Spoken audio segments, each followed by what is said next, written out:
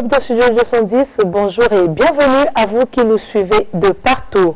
Pour ce premier numéro du mois de septembre, 3 entretiens vous seront terminés par Thomas-Serge Kivoli.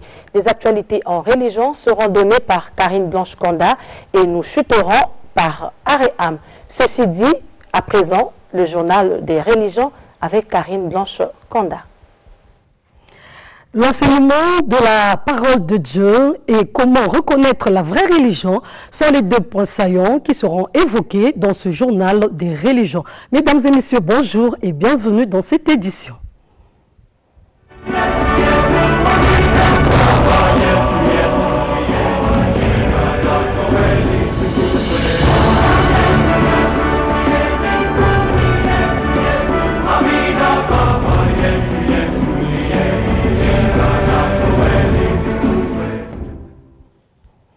Jésus a enseigné à ses disciples une seule religion, la vraie, celle qu'il a comparée à une route menant à la vie éternelle.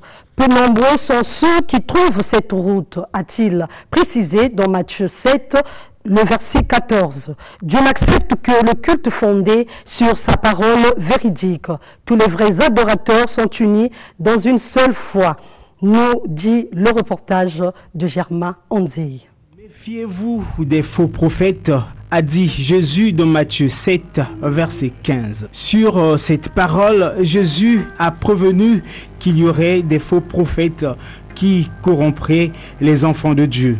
Ils ont l'air des vrais adorateurs. Leurs églises se disent chrétiennes, mais on peut les reconnaître pour ce qu'ils sont.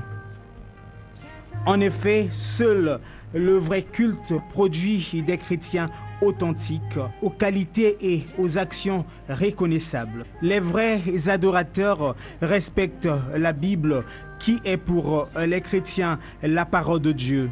Et donc, la vraie religion est différente de celle qui se fonde sur des idées humaines, confère Matthieu 15, versets 7 à 9. Les vrais adorateurs ne prêchent pas une chose pour en pratiquer une autre. 2 Timothée 3, versets 16 à 17. Et les vrais disciples de Dieu honorent son nom. Jésus a honoré le nom divin en le faisant connaître. Il a révélé Dieu aux humains en leur prêchant la bonne nouvelle du royaume et en leur apprenant à prier pour que son nom soit sanctifié. Ce royaume est le seul espoir pour l'humanité. Jésus en a parlé jusqu'à son dernier jour. Les disciples de Jésus ne sont pas de ce monde. Un aspect soulevé par Jésus dans Jean 17, verset 16. Verset interprété différemment selon la vision de chaque obédience chrétienne. Certaines églises qui se reconnaissent chrétiennes pensent que participer aux actions sociales et politiques du pays ne ressemble pas aux vrais chrétiens. Par contre, d'autres y mettent le pas. Mais que diriez-vous de ce que Jésus a dit dans Matthieu 25, les versets 31 à 46? C'est grâce à la parole de Dieu que les vrais chrétiens ont un amour hors du commun les uns pour les autres. La Bible enseigne, satisfait les problèmes de l'esprit et les désirs ardents du cœur. En acquérant la connaissance de la parole de Dieu, en y prêtant attention, les hommes peuvent sortir des abîmes les plus profonds de l'ignorance et de la déchéance morale pour devenir fils de Dieu. Mais comment savoir ce que Dieu attend de nous? Quel renseignement important se trouve dans la Bible? Qui est l'auteur de la Bible et pourquoi étudier la Bible? Toutes ces réponses dans ce commentaire de Germain Onzei. Retrouvons-le. La Bible est un cadeau précieux qui vient de Dieu. Pour les chrétiens, c'est comme une lettre d'un bon père à ses enfants. Elle permet à ces derniers d'apprendre la vérité sur Dieu. Qui est-il et comment voit-il les choses? Elle contient également des explications selon lesquelles l'homme doit trouver des solutions aux problèmes et comment être heureux dans la vie. Seule la Bible dit ce que doivent faire les chrétiens pour plaire à Dieu. Écrite par environ 40 personnes, le travail de la Bible a commencé en 1513 avant notre ère et il s'est achevé plus de 1600 ans plus tard. Divisée en 66 petits livres, elle a été inspirée par Dieu. C'est donc Dieu qui est l'auteur de la Bible et non les hommes. Selon le christianisme, Dieu a veillé à ce que la Bible soit bien conservée. C'est le livre le plus publié du monde.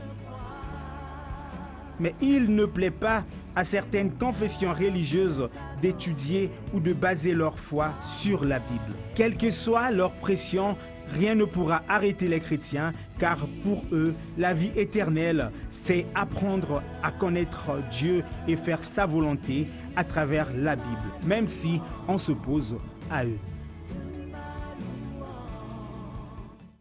L'église Arche de l'Éternel a organisé un séminaire du 27 au 30 août dernier à Brazzaville. Thème choisi, donner c'est adorer et adorer c'est servir.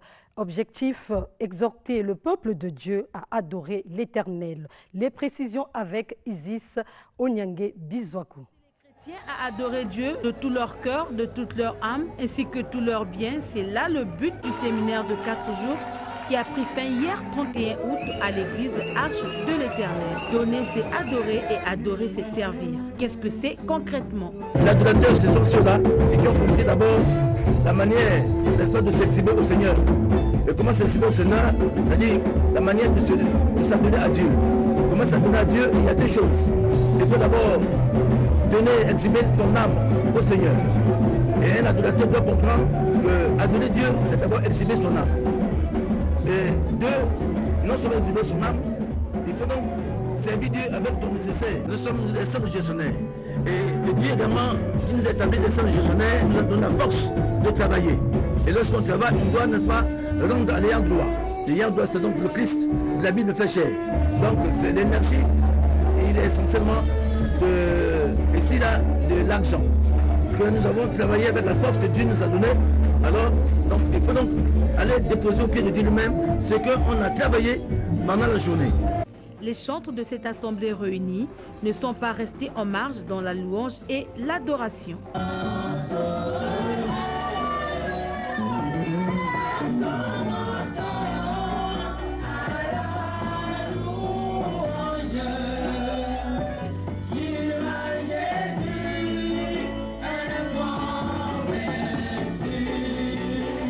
Un peu plus à l'extrême de la chapelle, les participants témoignent. C'est d'abord l'adoration. Et dans cette adoration, nous avons un thème. Sauver pour servir. Quand Christ est descendu pour sauver l'homme. Quand l'homme est sauvé, il doit servir l'Éternel.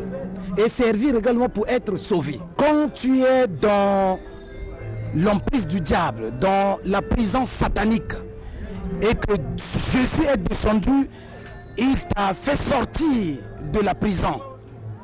Ne pas adorer Dieu de tout son cœur, de toute son âme, ainsi que ses biens, c'est tromper Dieu. Et ceux qui le font sont voués à la malédiction, a dit l'apôtre Jean-Pierre Eta. La campagne d'évangélisation de l'église 7e Sceau Tabernacle a été clôturée le dimanche 25 août dernier à l'esplanade du camp Comus Mukondo Mazala. Nous faisons appel à Marina Bosso pour plus de détails. La vision, tel a été le thème choisi pour ces 3 jours de campagne de l'église 7e Sceau Tabernacle. Cette vision, qui n'est autre que le message, ne peut venir que d'un prophète, a signifié l'orateur principal.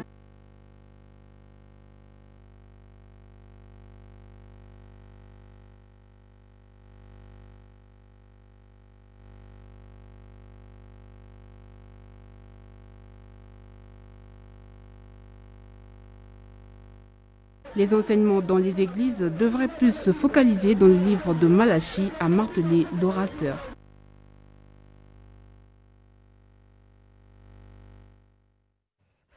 Voilà, chers téléspectateurs, vous l'avez compris, c'est la fin de cette édition. Je vous laisse en compagnie de Serge Thomas Kivwele.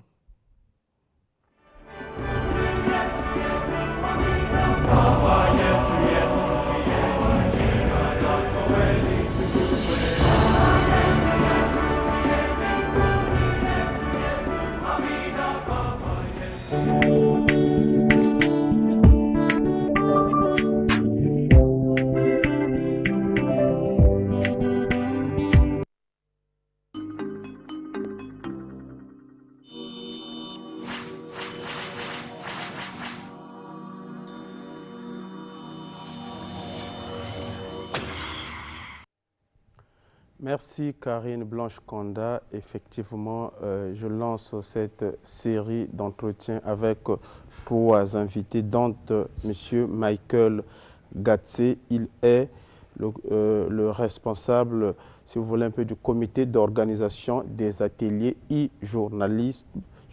Monsieur Michael, bonjour. Bonjour, monsieur le journaliste. Et je serai aussi avec monsieur Hippolyte, ou frère Hippolyte pour ceux qui ne le connaissent pas, frère Hippolyte Tsoni Ikabi. Avec lui, nous parlerons de la Bible, qui est non seulement un chemin salutaire, mais aussi un chemin plein d'embûches. Monsieur Hippolyte, bonjour. Bonjour. Et monsieur Saïd n'en finit pas avec les chrétiens. Il dit, trop c'est trop, la Bible là, trop c'est trop. Il est revenu aujourd'hui avec un sujet rare. Tout est accompli. Est-ce que réellement tout est accompli? Ou bien celui qui a osé le dire ne s'est pas trompé ou n'a pas menti les gens? Monsieur Saïd, bonjour. Bonjour. Et chers téléspectateurs, on ne vous a pas oublié. J'ai envie de vous dire bonjour et bon dimanche ce matin. Studio 210 est là et je vous annonce des événements que nous avons au cours de ce mois de septembre que nous venons de débuter aujourd'hui. Nous serons à Pointe-Noire. Nous serons à Pointe-Noire, mais aussi nous allons revenir sur le sujet, la dot. Et chers téléspectateurs, j'aimerais vous dire, à partir de maintenant, rentrez dans YouTube, Studio 210, vous allez voir le contenu de tout ce que nous faisons et notamment les face-à-face que vous aimez tant ou les entretiens que vous aimez tant. Vous trouvez ça dans YouTube, mais je vous assure que nous allons tourner autour du 15 de ce mois un grand événement, un grand plateau art et âme autour de la problématique de la dot avec des sachants que vous connaissez. Nous allons encore vous donner les détails dans les prochaines éditions de notre émission. Monsieur Saïd, je reviens vers vous. Jésus a dit, tout est accompli. C'est la parole de Jésus. Sur la croix, tout est accompli. Est-ce que ça voudrait simplement dire que vous avez intérêt à jeter le Coran, car le Christ a tout accompli? On n'a plus besoin de Coran, de la Torah, de quoi que ce soit. Tout est accompli, c'est dit noir sur blanc par le Christ. Donc, qu'en dites-vous? Merci beaucoup, monsieur le journaliste. D'abord, quand les plusieurs missions que j'avais fait sur la Bible, là où j'avais démontré que même l'Ancien Testament et le Nouveau Testament, ça n'existe pas tout comme c'était récit de la part de Moïse ou les autres prophètes. C'était changé, c'était touché par les mains des hommes. Maintenant, comme c'était touché par les mains des hommes, tout ce qu'ils vont relater, ce sera douté. Deuxième chose, autour de la vie de Jésus, c'est tellement de doutes qu'on ne peut pas mettre confiance totalement à la Bible. C'est un fait historique, Jésus. Par exemple, oui, c'est vrai qu'on peut utiliser ce livre comme une histoire, mais l'histoire qui n'est pas écrite par même personne. À cause de cela, il y a beaucoup de contradictions. La première des choses que je dis que si vous dites que Jésus avait dit sur la croix, tout est accompli, mais après cela, Jésus est mort. D'abord, aujourd'hui, quand nous regardons dans le monde, si vous condamnez à mort à quelqu'un, la personne que vous êtes en train de tuer, personne qui est à côté de lui, sauf les militaires ou les gens qui sont en train de le tuer. Tout ce que Jésus avait discuté avec les voleurs, ou dans les dernières paroles, ou ce qu'il avait dit, Eli, le masbaktani, mon Dieu, pourquoi tu m'as abandonné, qui avait écouté cela? Et qui avait dit ça? À ce moment-là, il n'y avait que seulement autour des militaires. La personne est en haut. Les gens, s'ils le regardaient de loin, maintenant, est-ce qu'ils pouvaient écouter? Non, mais maintenant, les militaires qui étaient pouvaient écouter. Et maintenant, nulle part, ils ont écrit que c'est les militaires qui ont relaté chez les compagnons. Deuxième chose, ce que les militaires, un militaire qui a témoigné, que la Bible dit que son témoin est vrai, c'était quoi? Le moment qu'ils ont enlevé Jésus de la croix, il avait déchiré la côte de Jésus avec son flèche, il a dit que le sang et l'eau est sorti. C'est-à-dire la personne était vivante, c'est ça le témoin que les militaires avaient rendu. Deuxième chose, si réellement Jésus était venu pour mourir, afin que tout soit accompli. Maintenant, pourquoi? D'abord, il a demandé à ses compagnons de préparer un combat contre les Juifs, contre les ennemis. À cause de cela, il demandait d'acheter l'épée. L'épée, c'est un signe de quoi? Maintenant, à ce moment-là, c'était tellement nécessaire que Jésus avait dit, même si vous vendez vos tenues et achetez un épée. Maintenant, il y avait quelqu'un qui a montré, Seigneur, j'ai déjà deux épées. Il a dit, ça suffit. À ce moment-là, le moment qu'on est venu arrêter Jésus, il y a quelqu'un qui a sorti le couteau pour lui attaquer. Cela signifie que ce que les chrétiens disent que Jésus avait enseigné l'amour aussi, quelqu'un donnait ici, mais à cachette, il était en train de garder l'épée pour combattre. Même Jésus avait demandé. Maintenant, si Jésus était venu pour mourir, avant qu'il soit arrêté, toute la nuit, tous les 4 évangélistes, ils ont écrit la prière de Jésus. La prière de Jésus, c'était contre quoi? Contre la mort. Maintenant, comment une personne qui est venue pour accomplir à ce moment-là, mais il est en train de prier contre sa mission? Mais ce n'est que normal parce que la personne, en même temps, a double nature. La nature humaine Monsieur et la le journaliste, nature divine. Il faut qu'il y ait une différence entre une personne qui est envoyée de Dieu pour une mission et entre la personne de ce monde. Souvent, je donne l'exemple d'un militaire. Un militaire qui fait combat pour son peuple, pour sa nation. Maintenant, est-ce que vous avez déjà vu que quand la guerre a commencé, il y a les militaires fuient? Ils prennent les balles sur leur poitrine. Pourquoi? Pour sauver leur vie, pour sauver leur nation.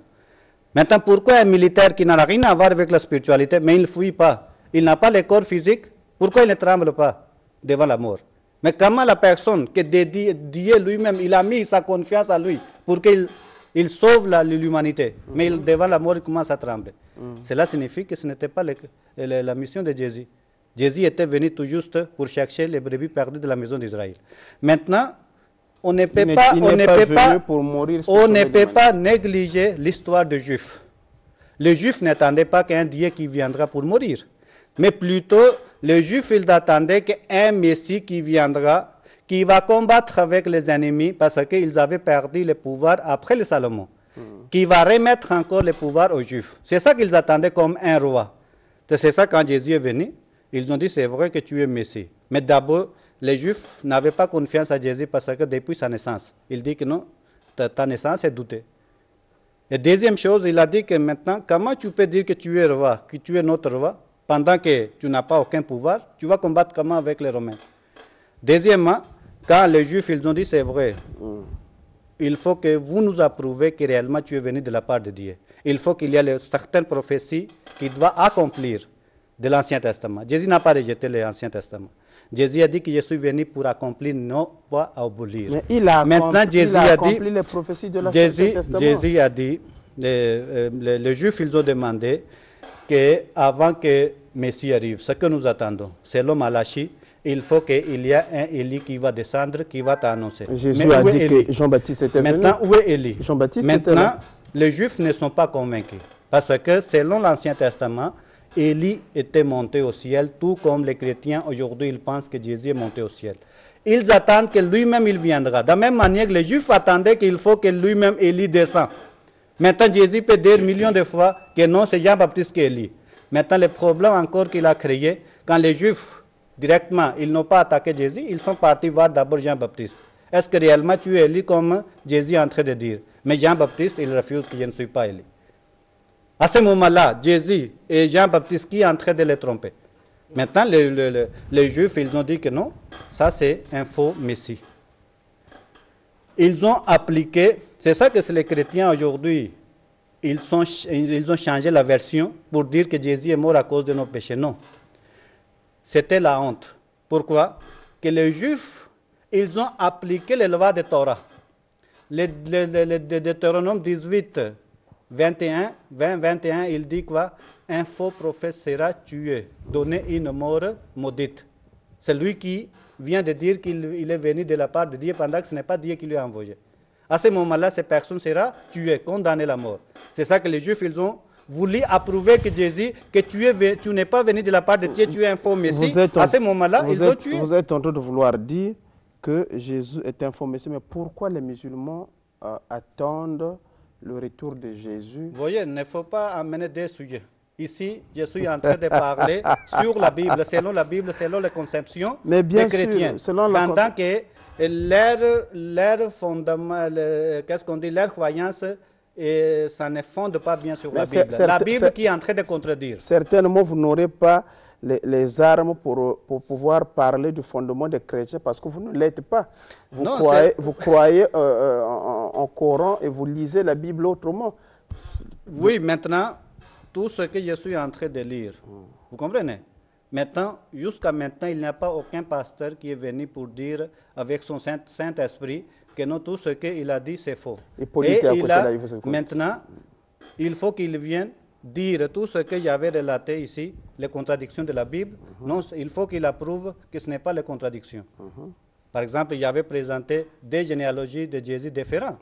Maintenant, est-ce qu'ils sont venus pour déclarer que non, ce n'est pas un faux? Hippolyte le fera tout à l'heure. Maintenant, deuxième chose. Si Jésus était venu pour mourir, quand Pilate il demande quel est le signe de ta véracité, maintenant, devant les Juifs, dans la foule, devant le tribunal, Jésus d'abord, il s'est fâché contre les Juifs, il les a considérés comme les serpents des vipères. À ce moment-là, Jésus dit que vous n'aurez pas aucun signe qu'un signe de Jonas. Tout ce qui s'est passé avec Jonas, ça passera avec moi. C'est-à-dire à ce moment-là, de sa véracité, il a donné seulement un seul signe pour approuver de sa véracité. Il a dit que tout comme Jonas était resté 3 jours et 3 nuits dans le ventre de baleine, de même manière, Ibn Adam, c'est-à-dire le Fils de l'homme, va rester 3 jours et 3 nuits dans la terre. Maintenant, il faut qu'il y ait une ressemblance. Quand nous connaissons que Jonas était entré dans le ventre de poisson vivant, sorti vivant, il n'était pas mort, il avait perdu la conscience. Maintenant, si Jésus meurt sur la croix, enterré, mort, et sorti après, il n'a pas aucune ressemblance. C'est-à-dire ce qu'il avait fait une prophétie, ce n'est pas réalisé. C'est ça que, selon Jésus, il n'était pas venu pour mourir. Et quand nous regardons aussi, par exemple, Hébreux 5.7, il faut lire. Hébreux 5.7, il dit quoi? Tout ce que Jésus avait fait comme la prière, avec l'arme coulée comme des sang, Dieu avait exaucé favorablement qui pouvait lui protéger de la mort. C'est la Bible elle-même qui dit en train de dire, témoigne. Maintenant, quand il était protégé de la mort, à ce moment-là, comment vous pouvez continuer à dire que non, tout est accompli par la mort de Jésus pendant qu'il n'est pas mort? Si réellement il était mort et tout était accompli, la mission était quoi?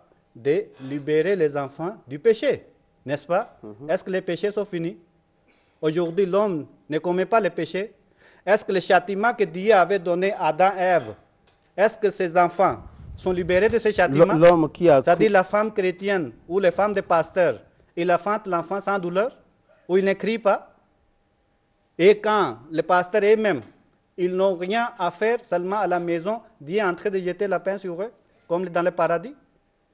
Maintenant, si tous les malheurs encore liés avec l'homme, attachés avec l'homme, avec les femmes, maintenant, Jésus a changé quoi? Jésus a changé certainement beaucoup de choses. Monsieur Hippolyte, c'est comme un procès contre vous, mon frère.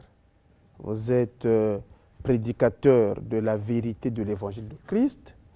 Voilà, sous vos propres yeux, quelqu'un a jeté beaucoup de choses sur votre Bible et votre croyance. Peut-on encore dire que ce fameux livre, cette fameuse Bible, contient le salut? Et si elle contient le salut, pourquoi encore des embûches? Bon, ce qui est vrai, avant de passer à mon thème, je vais d'abord saluer M. Saïd. Si vous lisez, vous êtes musulman, si vous lisez la Bible, c'est parce que c'est une preuve que la Bible est intéressante.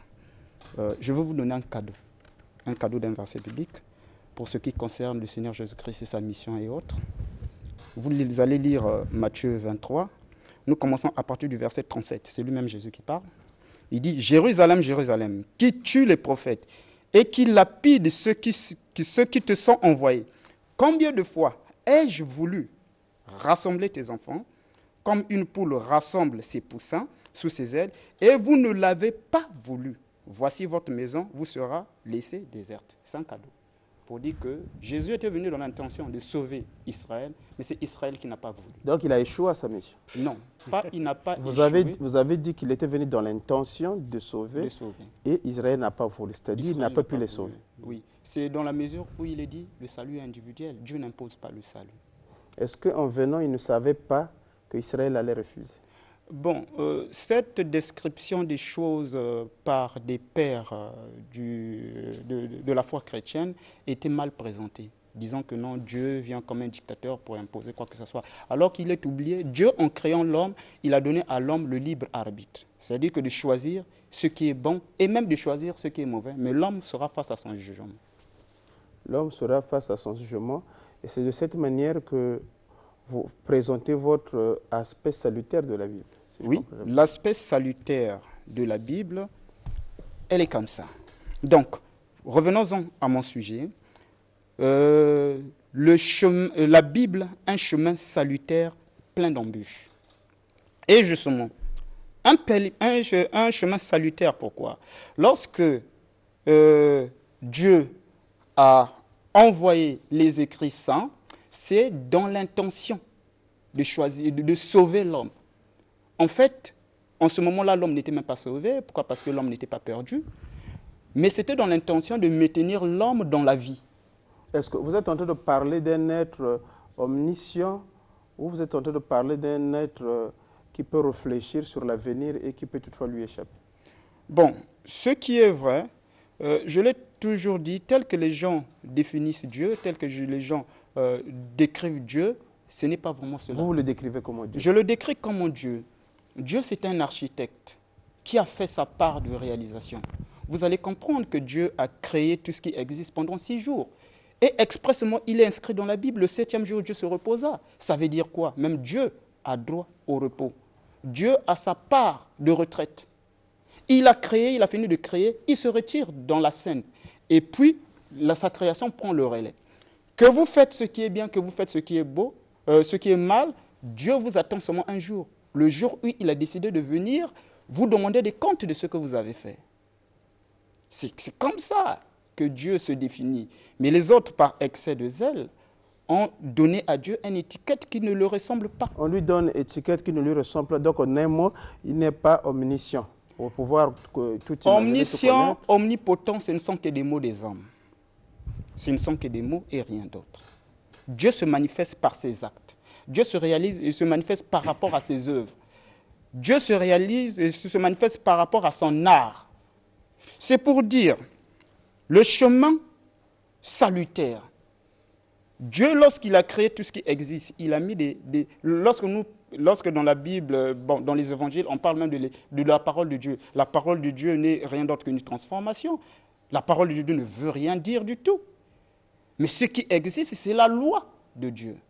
Lorsque Dieu a créé le monde et tout ce qui existe, il a mis des lois. Attendez, la parole de Dieu ne veut rien dire. Vous êtes tenté de lâcher beaucoup de choses à un certain moment. Je semble être perdu, je ne comprends plus rien là. La parole de Dieu n'existe pas, c'est la loi qui compte. Voilà pourquoi vous avez raison d'être perdu, parce que vous êtes bien conscient.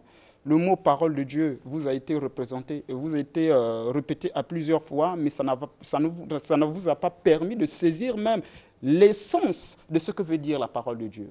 Donc ce que je t'ai dit, ce sont des mots légers qui sont lâchés comme ça, qui portent confusion. Ce qui est vrai, le mot originaire, c'est la loi.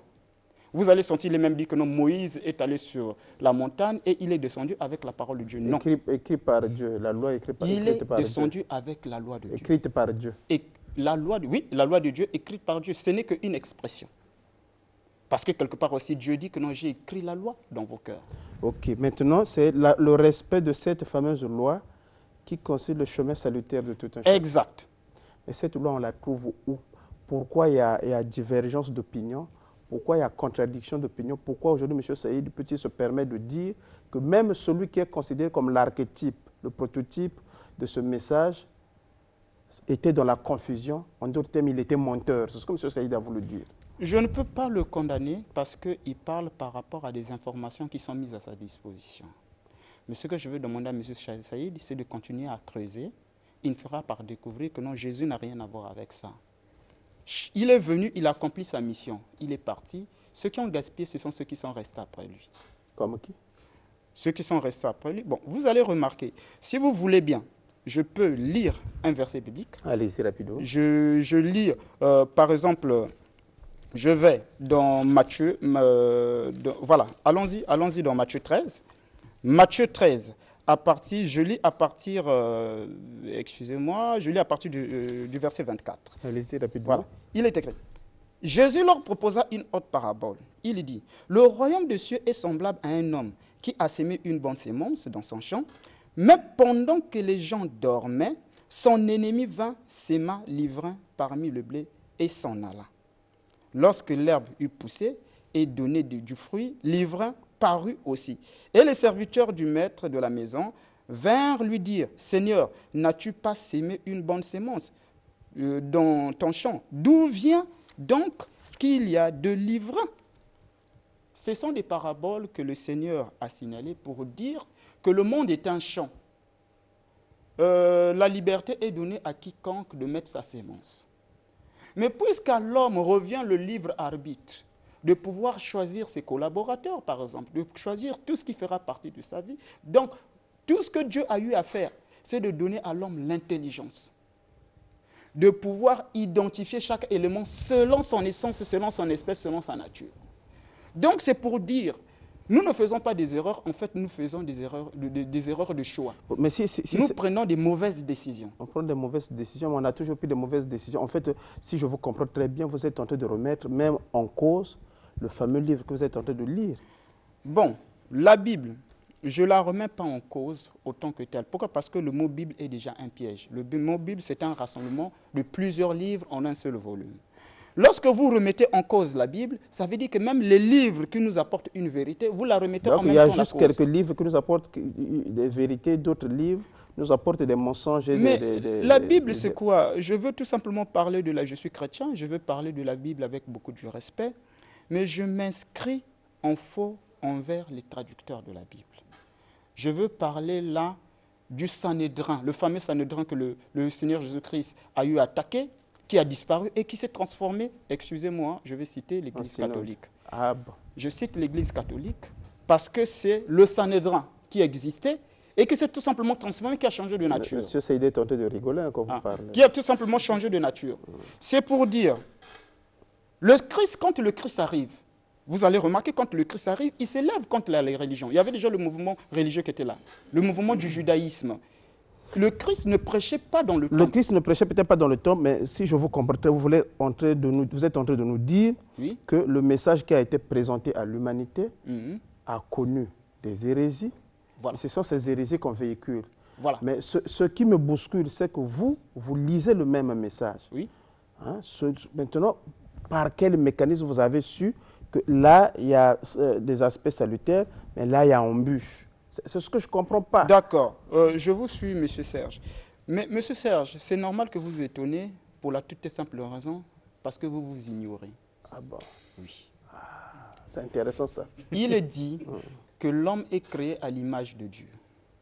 Ça veut dire que vous avez Dieu qui se cache en vous, qui sommeille tout simplement. Mais pourquoi ce Dieu qui sommeille en moi n'a donné la révélation qu'à Hippolyte, mais à tous les autres lecteurs, ils ne réussissent pas à comprendre? C'est le même Dieu qui sommeille en M. Saïd, qui vient de dire que Jésus était faux.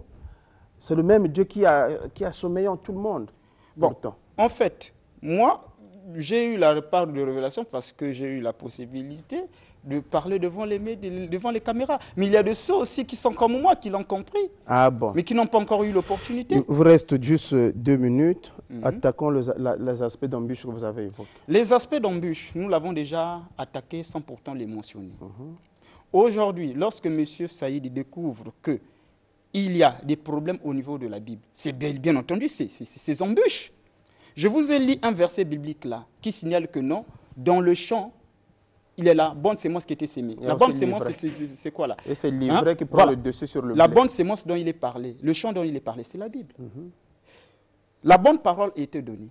Mais les gens, pour des intérêts de vouloir dominer sur les autres, ils ont mis des pièges. Et livret à étouffer le blé. Voilà. L'objectif du livret, c'est quoi? C'est créer les débats, les confusions, le brouillard, faire dévier les gens. Vous êtes pasteur, j'espère que vous êtes en train d'écouter le frère Hippolyte et remonte contre vous, les lecteurs de la Bible. Il vous dit, ce champ-là, ce n'est pas ce que vous croyez être, parce que la Bible, c'est une grande forêt où on a semé le livret et vous prêchez le livret parce que dans beaucoup de choses sur lesquelles vous croyez, les choses n'ont jamais été donc comme ça, bien qu'il y a un fond salutaire dans ce livre. Le frère Hippolyte, on peut vous joindre par quel numéro? Oui, on peut me joindre par le 06 944 89 01. 06 944 89 01. Excusez-moi, monsieur Serge. Tout juste pour conclure, je dirais que la Bible, lorsqu'on la prêche, il faut séparer le blé de l'ivraie. Donc, il faut faire un travail de fond, reconnaître ce qui est faux dans la Bible et ne pas le prêcher. Et aller à l'essentiel. Vous avez entendu reconnaître ce qui est faux. Donc, la Bible contient des faussetés. C'est ce que, en fait, M. Saïd a dit en disant que Jésus n'était qu'un faux. Son message n'a rien à voir avec la vérité. Il n'a jamais rien accompli parce qu'au finish, ce qui serait son message, les douleurs existent, la crise existe, les difficultés existent. Les numéros avec lesquels on peut joindre la communauté musulmane Ahmadiyya. 05 555 42 18. 05 555 42 18. Et le lieu de culte? Oui, nous sommes le lieu des réunions, j'allais dire. Oui, Massengo, ce projet. Maintenant, nous sommes presque partout. Vous pouvez nous appeler par le numéro que je viens de vous donner. On va vous orienter. Ok, merci beaucoup. Nous allons marquer une pause parce que Studio 210 est en train de s'étendre, même dans le sport. Vous allez donc suivre ce reportage de Marina parce que le dimanche dernier, Studio 210 a eu un match de football. Il a écrasé l'hôtel, la résidence Abibou par 4-2. Suivez ce reportage tellement de Marina et Germain Onzi. Dans le but de consolider les liens d'amitié et de fraternité entre l'équipe de l'émission Studio 210 et le personnel de la résidence Abibou. 4-2 en faveur de l'émission du peuple, c'est le score final de cette rencontre. Une rencontre bien appréciée par le staff des deux équipes. Nous avons quand même tenu notre parole, nous avons gagné 4-2. Ça a félicité, vraiment c'est encourageant. Donc nous allons doubler l'effort afin qu'on puisse gagner les prochains matchs. Nous les avons battus 4-2 comme on leur avait promis. Je suis très contente, très heureuse parce qu'on a remporté le match d'aujourd'hui. La victoire que vous avez constatée, c'est la force du Studio 210. Voilà, donc nous avons gagné comme nous l'avons promis. Studio 210, c'est une équipe qui n'est plus à construire parce que nous sommes à notre deuxième match. On a commencé par un match, nous aujourd'hui on a gagné. Tout ce qu'on peut dire, c'est chapeau à tous nos joueurs. Et ceux qui n'ont pas encore croisé Studio 210, préparez-vous parce que on va scorer, on va donner des 8-0, de 9, même de 15-0. On est prêt, on a les moyens pour le faire. Le match était bien. On a bien commencé la première partie, mais malheureusement, comme c'est un jeu de foot, ça arrive, il y a des perdants, il y a des gagnants. Bon, je suis sûr qu'à la prochaine, on va faire de notre mieux de battre le Télécongo. Nous avons accepté la défaite malgré il y a eu multiples changements qui sont même allés au-delà des normes de football. Mais quand même, vous êtes forts. Rappelons que cette rencontre est la deuxième du genre après celle qui s'est disputée avec le personnel du complexe hôtelier Ogest, soldé par un match nul en but partout. C'était le 10 août dernier, toujours au stade Asekna à Mukondo. Merci beaucoup Marina pour ce reportage. Hôtel Résidence Abibou qui est situé juste à l'arrêt pharmacie du côté à l'entrée de Mukondo. Vous avez encaissé 4 buts, mais vous avez prédit cela, Studio 210. Et je pense que les Haïniens, vous nous entendez là, vous êtes sonnés. Vous, avec vos extraterrestres, certainement, c'est 15-0 qui vous attend, je l'ai dit tout à l'heure. Et on va aller vers les collègues dans le métier. Monsieur Michael Gatsé, vous êtes le responsable du comité d'organisation des ateliers e-journalisme. Et pourquoi vous voulez tenir ces ateliers? Merci. Bien avant d'arriver à la problématique à laquelle je suis là, j'aimerais réagir d'abord du fait de ce que j'ai écouté. Ah, vous devenez aussi pasteur? Ouais, non, je ne suis pas pasteur. En fait, je suis chrétien. Lorsque j'écoute de telles choses, je suis un peu lésé. Du fait que le monsieur a dit que la Bible contient des faussetés. Au fait, la Bible ne contient pas de faussetés. C'est l'interprétation auquel chacun de nous donne de la Bible qui fait de telle sorte que chacun se dise qu'il y a des faussetés dans la Bible. Ah bon? Mais la Bible ne contient pas de faussetés. C'est l'interprétation auquel, les doctrines auxquelles chacun de nous a. On trouverait un moment pour vous avoir, pour aborder ce sujet-là, mais pour garder votre mal en patience, moi j'aimerais plutôt que vous puissiez nous parler des objectifs des ateliers e-journalisme. Merci. Bien avant de parler des objectifs, j'aimerais signifier que les ateliers e-journalisme sont à mettre à l'actif de la plateforme Boost, qui est une plateforme qui rassemble l'élite congolaise. Nous avons des entrepreneurs, nous avons des formateurs, nous avons des journalistes aussi qui sont dans la plateforme Boost, afin de former une nouvelle élite capable de booster le développement et le changement dans notre société. Parce que, comme il est dit, le développement n'est concevable que lorsqu'il y a la formation, lorsqu'il y a l'orientation, lorsque la jeunesse est modélisée. Parce que nous constatons aussi que la jeunesse n'a pas de modèle en Afrique, au Congo en particulier. Donc, dans cette vision, nous voulons, le credo est pour nous d'orienter la jeunesse, de sensibiliser la jeunesse sur des questions ayant trait à l'entrepreneuriat, ayant trait à la formation. Maintenant, pour revenir sur les ateliers e-journalisme, l'objectif pour nous, l'objectif est parti d'un constat. On a constaté que dans l'arène médiatique, dans la presse congolaise, il y a un déficit en termes de compétences sur le numérique.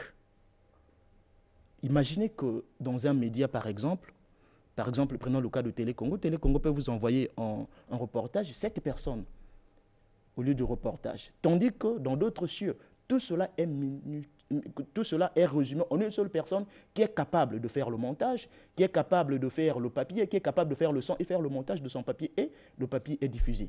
Mais aujourd'hui, nous avons constaté qu'au Congo, c'est souvent on vous envoie 7 personnes, 6 personnes, donc nous voulons corriger cela. Et que les journalistes congolais, permettez que les journalistes congolais soient au même pied d'égalité que les journalistes d'autres cieux en termes de compétences numériques, en termes de compétences dans la manière d'exercer la profession, en fait. Est-ce que, je voulais dire, est-ce que vous n'êtes pas en train d'évoquer, je dirais, le conflit, si vous voulez, des générations, mais aussi des systèmes, étant donné que vous avez par exemple cité le cas de Télé Congo, pourquoi pas d'autres? Ce sont des télés. C'est juste un exemple que j'ai pris. Bien sûr, je n'ai pas dit que vous accusez. Permettez-moi si vous vous sentez lésé. Non, du tout. Ce sont des télévisions dites classiques avec un personnel qui a été formé dans un modèle donné. Justement. Est-ce que vous ne pensez pas plutôt voir les choses dans le sens je dirais un peu de charnière, passer d'un point à un autre? Je ne sais pas si je me suis fait comprendre. La vision, c'est quoi? La vision, au fait, c'est de faire arrimer ces journalistes aux exigences professionnelles de l'heure. Parce que la thématique que nous mettons en place, c'est la pratique du journalisme en tenant compte de la révolution numérique. Les journalistes doivent avoir des compétences en termes numériques, dans les terminaux numériques. Par exemple, je comprends très bien. Concrètement, lors de ces ateliers, vous allez faire quoi? Bon, lors des ateliers, nous aurons 4 ateliers qui ont pour thématique principale la pratique du journalisme à l'heure de la révolution numérique. Et nous aurons le premier atelier qui va parler des enjeux, défis et perspectives du e-journalisme au Congo. Parce que le e-journalisme, si on peut le transformer d'une manière ou d'une autre par d'autres expressions, c'est la pratique du journalisme en ligne, le web-journalisme. En fait, c'est ça. Maintenant, nous allons former les journalistes, comme je l'ai dit, sur les enjeux et perspectives du e-journalisme. Nous aurons aussi un atelier qui va se focaliser sur, comment on appelle ça, la pratique de l'écriture journalistique en tenant compte des contenus web. Parce que lorsqu'on parle des contenus des médias traditionnels et le contenu web, c'est un contenu qui est différent. C'est pas la même chose. C'est pas la même chose. Donc, on va former les journalistes des médias traditionnels et aussi les étudiants qui sont dans les formations ayant trait à la communication, au journalisme sur ces questions-là. Et on va parler aussi d'un atelier, aussi un sous-atelier qui va parler aussi de l'importance, le rôle de la propriété intellectuelle. Parce qu'aujourd'hui, lorsque nous produisons par exemple des ouvrages, il y a une propriété intellectuelle, il y a une marque qui est donnée, qui est déposée de l'auteur de ce contenu-là. Donc on va parler aussi de l'importance de la propriété intellectuelle et on va parler aussi du montage de projets. Parce qu'aujourd'hui, nous avions constaté que même ceux qui sont en ligne, même les médias qui sont en ligne, on a constaté que certains parfois n'ont pas de projet. Tandis qu'il y a des organismes internationaux qui peuvent accompagner certains projets à caractère numérique, mais ceux qui évoluent en ligne n'ont pas de projet écrit. Lorsque je parle de projet écrit, je pense automatiquement du business plan. Non pas de business plan, pour solliciter par exemple le financement auprès des organismes internationaux, auprès de sociétés qui sont capables d'accompagner l'innovation technologique. Donc on va permettre à ces journalistes aussi d'avoir des notions, des principes sacro-saints sur l'écriture d'un projet, et on va parler aussi de la création des sites web. Par exemple, on va montrer comment les journalistes peuvent créer un site web, peuvent créer une page d'information, que ce soit sur Facebook. Il y a aussi le volet blog. Comment un journaliste peut avoir son blog. Parce qu'on a constaté que les journalistes congolais, lorsqu'ils font son travail, le travail reste seulement aux médias traditionnels. Tandis qu'il faut imaginer certaines sources, il faut imaginer certains canaux nous permettant de communiquer davantage au-delà des médias traditionnels. Parce que, permettez-moi encore, hier, pas plus tard que hier, j'ai suivi sur une chaîne de la place, si vous me permettez de citer le nom, Vox TV, j'ai suivi, comment on appelle ça, le cri d'alarme de certains journalistes qui travaillent dans des conditions qui ne sont pas acceptables. On le comprend parfaitement. Mais c'est parce que aussi ces journalistes, ces médias n'ont pas su imaginer certaines stratégies leur permettant de juguler, par exemple, la crise. Aujourd'hui, avec la création des chaînes YouTube, on peut avoir de l'argent. On peut créer un contenu web acceptable et nous permettant de gagner en termes financiers. Aujourd'hui, on parle du développement de l'économie numérique. Donc, il faut savoir comment gagner, au fait, derrière le numérique. Savoir comment gagner derrière le numérique. Et dans fait, votre discours, vous ne parlez que des journalistes. Ça voudrait dire que ce sont les journalistes de formation qui sont appelés à participer à vos ateliers? Pas forcément. La cible est large. Nous ciblons les journalistes. Ça va se passer où? Ça va se passer à l'hôtel Edmond. Nous sommes en pourparlers avec l'hôtel Edmond. Permettez-moi de citer le nom. Nous sommes en pourparlers avec l'hôtel Edmond qui est notre partenaire parce que nous ne sommes pas à la première activité. Nous organisons des conférences ayant trait à l'entrepreneuriat, ayant trait à tout ce qui est développement personnel. C'est un partenaire de longue date. Nous travaillons avec Edmond Hôtel. On va organiser ça à l'hôtel Edmond Hôtel. Nous sommes en pourparlers pour que cela se fasse là-bas. C'est payant, la formation? Non, la formation est gratuite. Elle est gratuite. Et il y aura aussi des attestations de participation qui seront gratuites. Tout est gratuit. Maintenant, pour revenir à la question, ce n'est pas seulement les journalistes qui sont ciblés. Nous avons ciblé dans l'organisation de l'activité, nous avions ciblé des journalistes qui sont dans les médias traditionnels. Il y a des journalistes qui sont en ligne et aussi les étudiants qui sont en communication à Bayardel, par exemple, qui, certainement, les formations sont, permettez-moi de le dire, peut-être je serai un peu critique, les formations sont caduques, qui ne tiennent pas compte de la révolution numérique. Donc, on va permettre aussi à ces étudiants-là. On va permettre aussi à ces étudiants-là d'entrer un peu dans ce monde-là, de comprendre qu'aujourd'hui, la pratique du journalisme n'est pas forcément aller dans un média traditionnel. Tu peux être dans ta maison et créer un média en ligne qui te permet de... Vous envisagez un effectif de combien? Dans les ateliers, nous envisageons un effectif de plus de 100 personnes. Parce qu'il y a autant d'étudiants à Mariengouabi qui ont besoin de la formation, il y a autant de journalistes qui sont dans les médias traditionnels qui ont besoin de la formation. Et comment faire, que devraient faire tous ces étudiants, tous ces journalistes qui aimeraient bénéficier Bon, dans l'exercice de la communication, permettez-moi encore de dire merci à Studio 210 qui nous permet de communiquer aujourd'hui. Dans le plan de communication, nous avions établi un plan de communication qui nous permettra, qui nous exige d'y aller sur le terrain. Il y aura la communication de terrain. Nous irons dans les établissements de Mariengouabi qui forment les journalistes Nous irons là-bas pour communiquer, pour sensibiliser sur l'importance que revêt cette activité. Et nous allons aussi déposer les invitations dans les médias traditionnels. Et pour tous ceux qui vous suivent par les médias, comment est-ce qu'ils peuvent faire pour vous contacter et venir participer à cette formation? Bon, je tiens encore à le rappeler, la participation aux ateliers est gratuite. Elle est gratuite. Oui. Les inscriptions, nous avions lancé les inscriptions en ligne. Et les inscriptions se passent par le 06 518 79 42. C'est mon numéro personnel. Ils peuvent me contacter par SMS. 06 518 79 42. Ils peuvent me contacter par ce numéro, par SMS. Sur WhatsApp aussi, je suis très actif. Ils peuvent me contacter par ce numéro-là. Ok, merci beaucoup Michael Gatsé d'être passé de nous parler de... Excusez, j'aimerais rajouter rapidement parce que nous sommes en quête de partenaires, en quête de sponsors aussi. Comme vous le savez si bien, l'organisation de cette activité engendre naturellement avoir beaucoup d'argent. Nous avons établi un plan qui est là, qui est budgétisé. Nous avons besoin des sponsors, nous avons besoin des partenaires qui peuvent nous accompagner dans l'organisation de ces ateliers. Merci. Ok, merci beaucoup, Monsieur Gatsé. Et les partenaires, vous avez entendu et compris ce cri d'alarme, ce besoin pressant pour le pays, parce qu'on a besoin d'être formé, on a besoin d'être dans cette concurrence. Vous avez vu tout ce qui s'est passé avec la mort du fameux artiste ivoirien. Et je pense que tout le travail, c'est le numérique qui a fait le grand travail. Ce buzz que vous avez vu, c'est aussi ça l'avantage du numérique. C'est donc la fin de cette série d'entretiens. Mais vous allez rester suivre Daglele, le traduit praticien qui nous est venu du Bénin pour nous parler de la valeur des vertus de la médecine traditionnelle.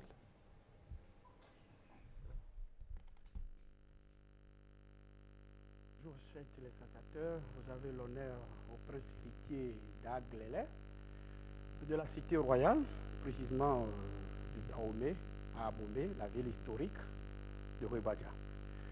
Je suis le président de l'ONG Negro Initiative.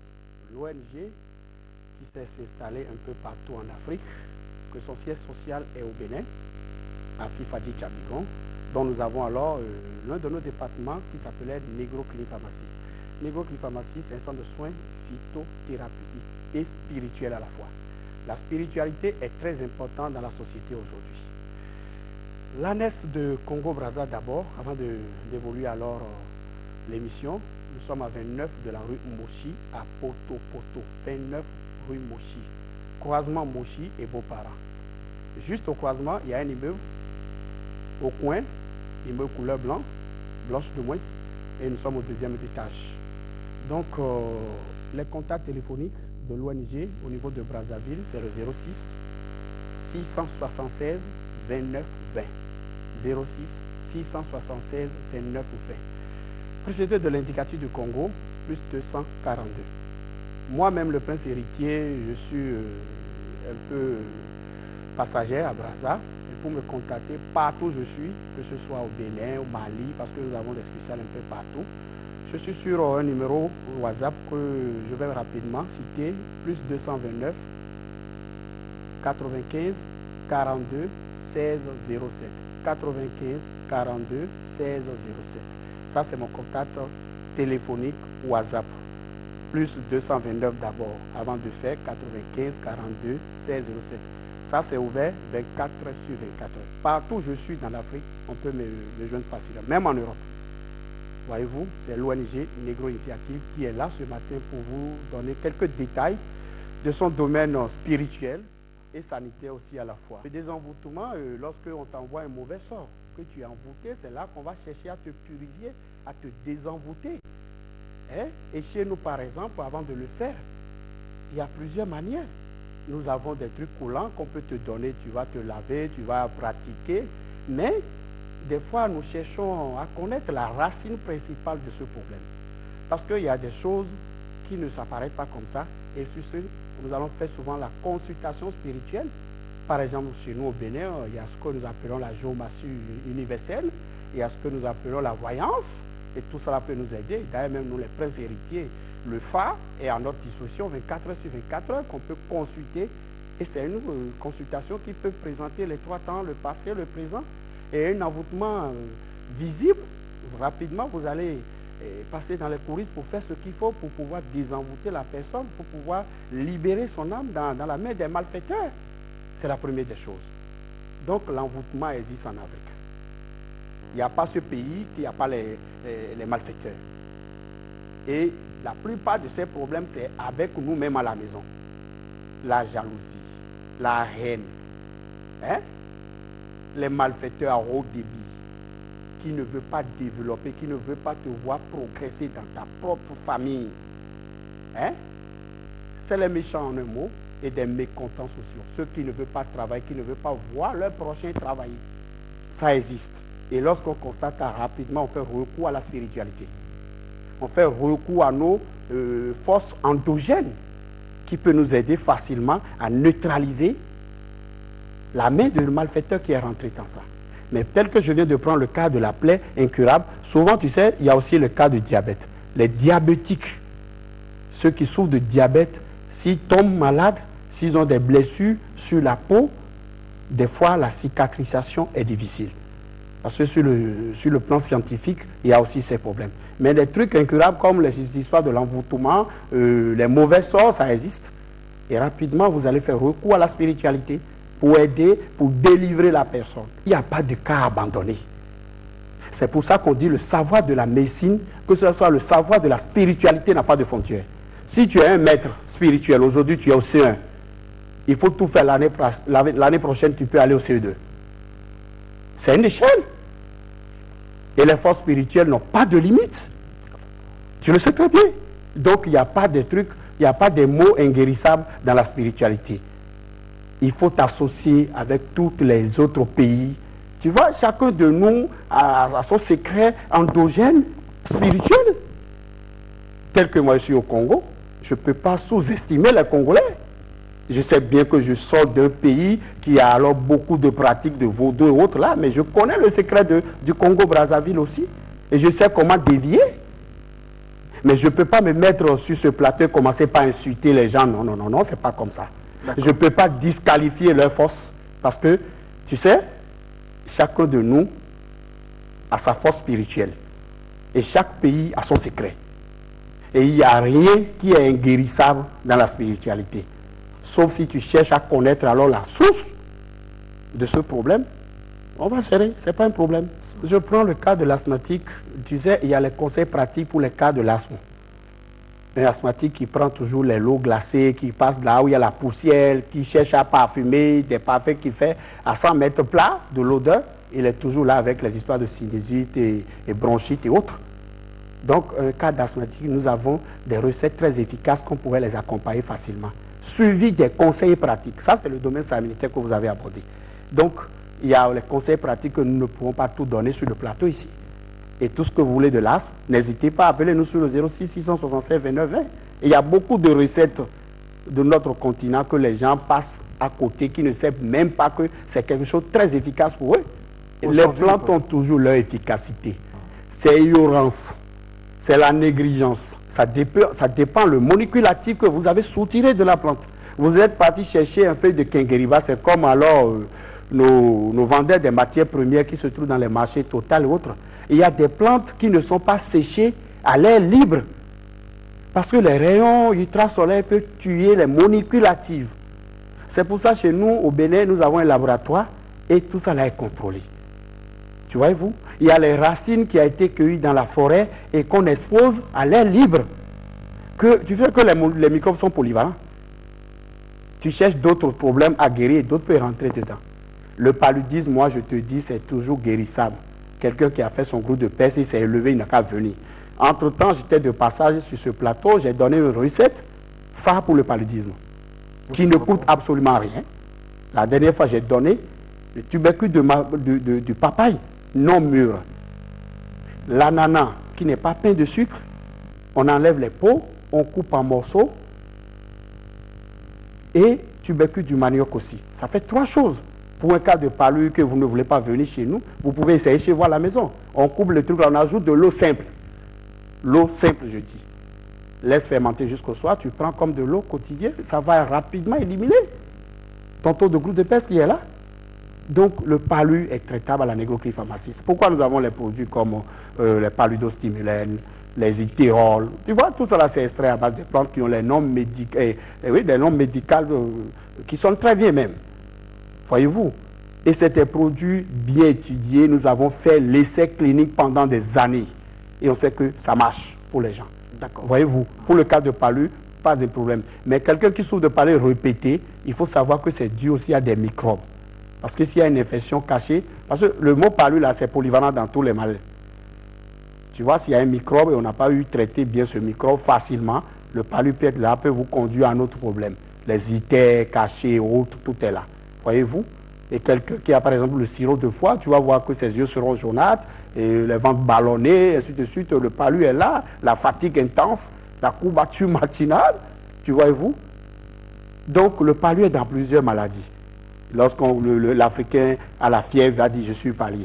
Et alors beaucoup d'autres mots sont derrière ce mot palu, qu'on dit je souffre de palu, je souffre de palu. Mais je sais que la plupart d'eux ne dorment pas sous moustiquaire. Et voilà, c'est un exemple que je donne. Hein. Les pays africains ont trop de moustiques. Et ces moustiques, pour pouvoir les dévier, il faut dormir sous moustiquaire. Je sais que le ministère de la Santé distribue toujours les moustiquaires imprégnés. Les soirs, il n'y a pas des anti-moustiques pour pouvoir purifier les chambres. On est là, on est en train de suivre les férotons jusqu'à ce que tu es bien emporté par alors le palu. Et demain, ça commence. On commence par courir de gauche à droite. Bon, voilà. Est-ce que nous pouvons faire quelque chose sans l'État africain? Nous, par exemple, nous avons essayé d'améliorer les choses pas mal, mais il faut des accompagnements. Il y a ce que nous appelons le fonctionnement. Même si nous avons trouvé des produits qui peuvent détruire les gemmes, hein? S'il n'y a pas d'accompagnement. Par exemple, l'ONG seul fait tout de la tête jusqu'aux pieds. Il ne peut pas faire quelque chose sans le soutien, hein, d'un projet donné par l'État africain. Donc nous avons beaucoup de recettes qui peuvent même détruire plusieurs gemmes qu'on ignore aujourd'hui, qu'il n'y a pas de remède pour ça. Les plantes sont là à traiter, je dis et je confirme. Je suis de la médecine traditionnelle, ça fait plus de 30 ans. Je suis né dedans, mon père pratiquait ça. Jusqu'à présent, il est là-dessus. Donc les recettes, il y en a. Il ne faut pas que quelqu'un nous ment aujourd'hui qu'il n'y a rien, non.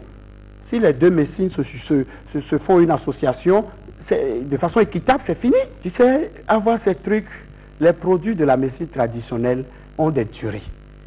Voyez-vous? Et même chez les Blancs, les trucs comme les antipaludiques que vous voulez, il y en a beaucoup. Il y en a beaucoup. Mais il ne faut pas te comporter comme tu as le contre-accident, ce pourquoi tu vas t'exposer devant un camion. Non, ça ne fait pas marcher. Tu sais que les moustiques peuvent t'emporter bêtement ou bien facilement le palu, et alors tu t'exposes devant alors un caniveau de matin jusqu'au soir, bien dans la nuit profonde. Le virus peut arriver.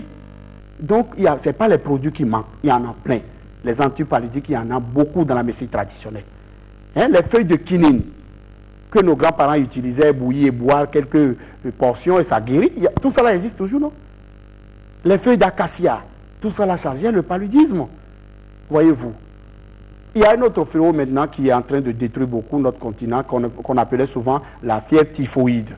C'est un microbe très résistant et ceux de la médecine moderne n'ont pas arrêté à chercher de solutions à ça. Et pourquoi pas nous les tradis praticiens?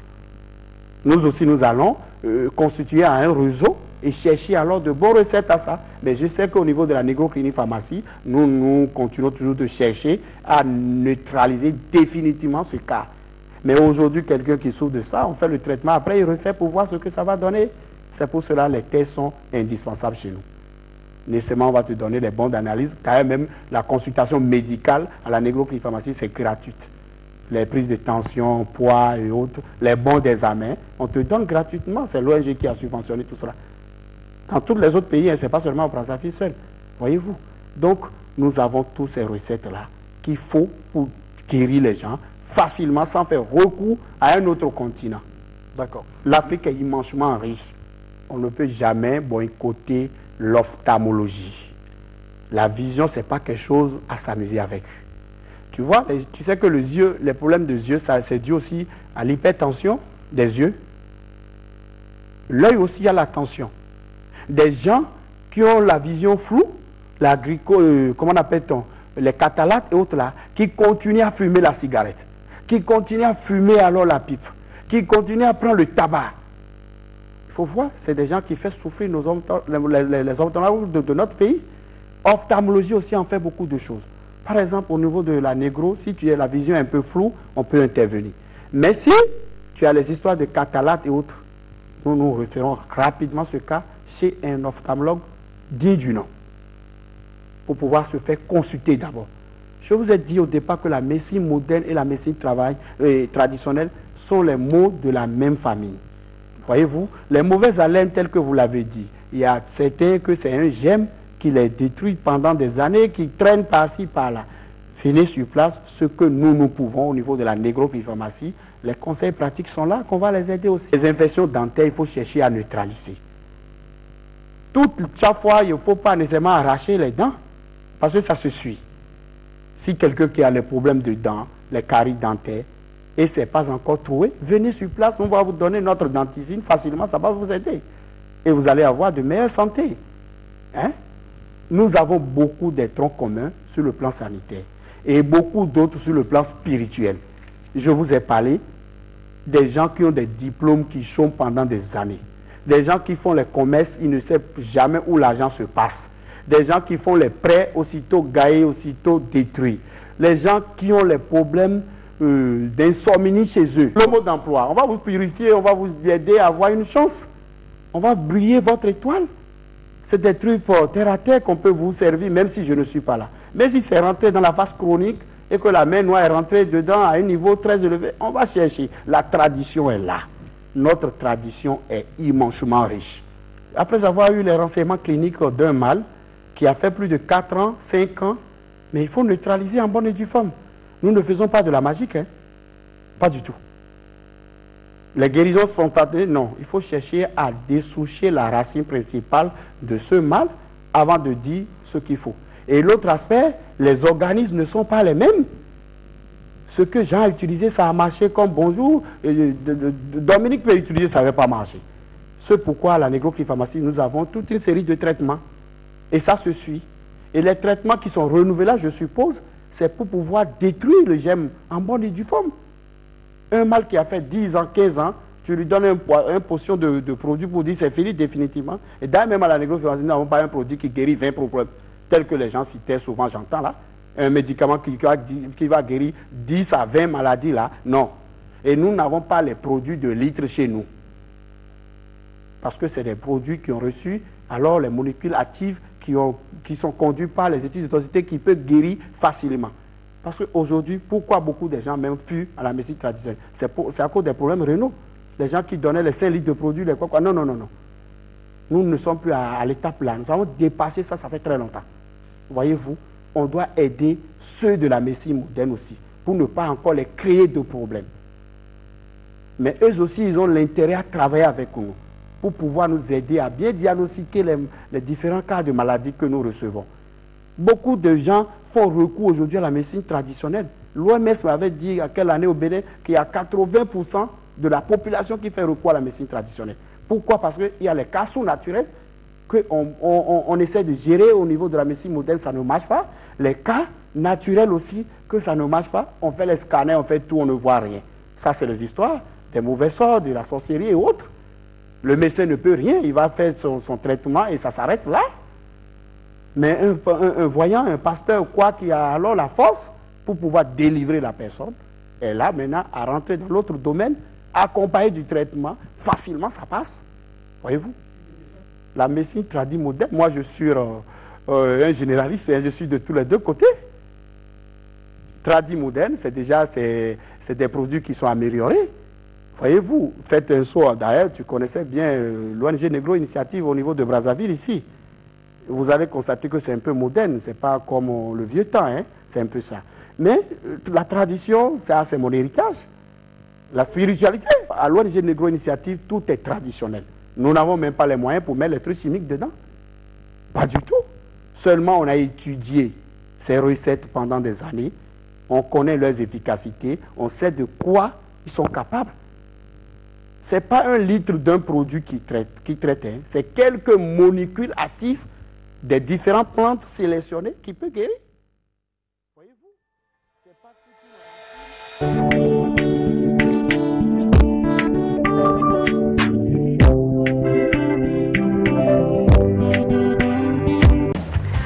Instant Gospel.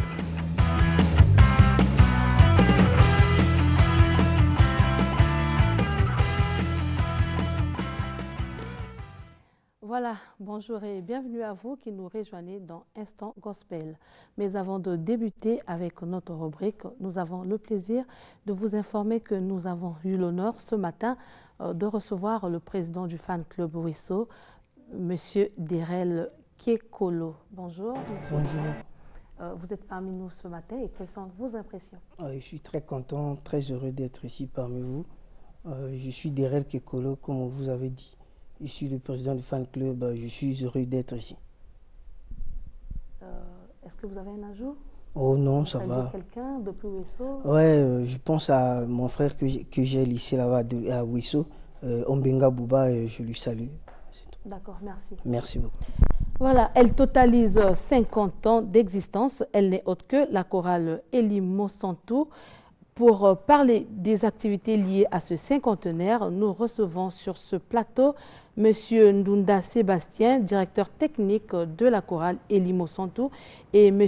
Lebongi Aristide, secrétaire général de cette chorale, tous membres du comité d'organisation des activités liées à ce cinquantenaire. Bonjour, messieurs. Bonjour, madame. Voilà. Monsieur Ndunda, il y a quelques semaines écoulées, vous êtes passé sur ce plateau d'Instant Gospel pour annoncer les activités liées à ce cinquantenaire. Actuellement, où en êtes-vous? Merci, madame. Tel qu'on l'avait annoncé, nous sommes donc dans la poursuite de nos activités. Pratiquement, nous sommes à la fin. On avait programmé des concerts. Donc, nous sommes au troisième concert. Le premier concert a eu lieu le 17 et le deuxième le 24. Et le 6 septembre, donc le vendredi prochain, nous aurons donc le grand concert dénommé le concert des cinquantenaires au Palais des Congrès. Voilà. En dehors des concerts, il y a eu d'autres activités? Il y a eu plusieurs activités. Le don de sang, le partage de repas avec les pauvres chez les sœurs des pauvres. Il y a eu la marche de santé.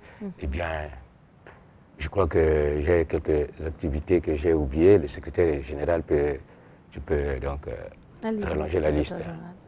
Merci beaucoup. En fait, à côté de ces activités, nous pouvons ajouter les messes de rotation dans les différentes paroisses de l'archidiocèse de Brazzaville.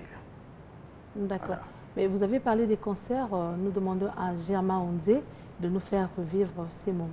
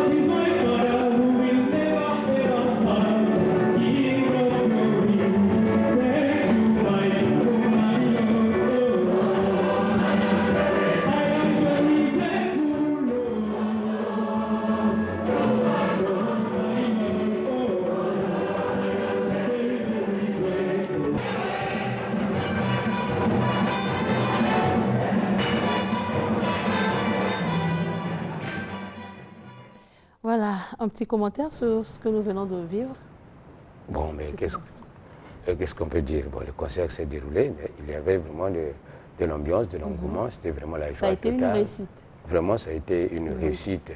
Mais nous avons noté une petite défaillance du côté matériel, instrumental. Le technicien, je pourrais dire qu'il m'excuse là où il est, il n'a pas été vraiment à la hauteur de sa tâche. Il y a eu de petites défaillances qu'on n'a pas appréciées. Voilà. D'accord. Alors, le 6 septembre prochain et le 8, ce sera... Non, le 6, ce sera la clôture du concert, la clôture des concerts. Et le 8, ce sera la messe de jubilé. Qu'est-ce qui est réellement prévu pendant ces 2 journées? Bien, pendant ces 2 journées, il y a 3 activités phares. La première activité, c'est le concert qui va sanctionner ou clôturer notre série des concerts. Celui que nous avons dénommé le concert de cinquantenaire. Et la particularité de ce concert, c'est qu'il regroupe quelques grandes chorales de l'archidiocèse de Brazzaville ayant totalisé 50 ans et plus. Voilà, mais pourquoi le choix de ce critère de sélection?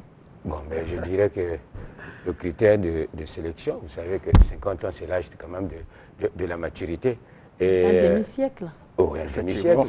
Et puis, vous comprenez que quand un enfant naît, ce ne sont pas les amants, les adolescents qui l'accueillent, ce sont des adultes qui sont là. Et la chorale Elimo Sonto est en train de naître dans la cour des grands. Donc, on ne peut que faire participer les grands pour qu'on bénéficie de leur expérience. Maintenant, les adolescents, les enfants attendront bien après. Voilà comment je peux répondre à votre question. Un ajout, secrétaire général? Oui, pour aller dans le même sens. Vous voyez, la chorale Elimo Sonto vient de totaliser 50 ans. Il y a des aînés qui sont là. Ils doivent recevoir cette chorale dans la cour des grands. Et c'est aussi de cette façon que les années à venir, nous aussi, nous aurons cette opportunité de recevoir ceux qui viendront. Celles qui viendront, les chorales bien sûr. D'accord. Et est-ce que vous lancez un appel à l'endroit de tous ceux qui vous suivent? Oui, nous lançons un vibrant appel à tous les téléspectateurs de l'émission Gospel. Instant Gospel, Studio 210. Nous avons des tickets en vente pour ce concert. Le ticket est vendu à 2000 francs seulement. 2000 francs seulement. Et si je peux citer les noms des chorales invités à ce concert. Nous avons la chorale Tanganyika et Hadès de la paroisse Saint-Pierre-Claver de Bakongo, la chorale Sainte-Odile et Notre-Dame de l'Espérance de la paroisse Notre-Dame des Victoires, la chorale Langue de Feu de la paroisse Saint-Esprit de Mungali, et la chorale Ngunga de la paroisse Saint-Jean-Marie-Vianney de Mouleke. Nous avons la chorale Émile Biaenda de la cathédrale Sacré-Cœur, les piroguiers de la basilique Sainte-Anne du Congo. J'espère que je n'ai pas oublié. Et la chorale Elimo Sonto, la chorale Jubilaire et la chorale Moussoso. Sainte-Cécile de Notre-Dame du Suffrage de Moussoso, notre chorale jumelle. Voilà. D'accord, je vous vois avec une image sur vos polos. Qu'est-ce que ça signifie? Bon, mais c'est la tenue de la fête, mais on a voulu que chaque visage soit représenté sur celui Donc vous avez porté votre visage? Oui, c'est mon visage ici. Donc chaque choriste a la photo de son visage sur son polo. D'accord. Bon, c'est une autre manière de faire. D'accord, merci beaucoup. Alors, quels sont les contacts par lesquels on peut vous joindre pour participer en dehors des tickets? Quels sont les contacts par lesquels on peut vous joindre? Bon, mais ceux qui veulent nous joindre, nous sommes d'abord à la paroisse Saint-Augustin de la Tiamé. Je sais qu'à Brazzaville, nombreux ne connaissent pas cette paroisse, mais c'est l'occasion aussi de la découvrir. Donc, c'est sur la rue Mangengengue, au numéro 70, tout juste au fond de la rue Mangengue, donc sur la rive de la Tiamé. Bon, nous avons nos contacts téléphoniques. Moi qui parle. Vous pouvez les communiquer, oui. Oui, le 622 06 25. 06 622 06 25. SG aussi peut communiquer son numéro. Oui, pour des gens qui veulent s'en procurer des tickets pour le concert, les chorales que je viens de citer. Si nos sympathisants. Vous pouvez passer dans les différentes paroisses, citer ici, et chercher les billets, ils en auront. Donc nous avons déployé les billets ça et là. Et en dehors de cela, voici mes coordonnées téléphoniques. Le 06 821 26 61. Voilà, merci à vous d'être passé sur ce plateau et on vous souhaite bon vent pour la suite de vos activités. Merci beaucoup. Merci. Voilà, c'est la fin d'Instant Gospel. Merci à vous de l'avoir suivi. Studio 210 continue.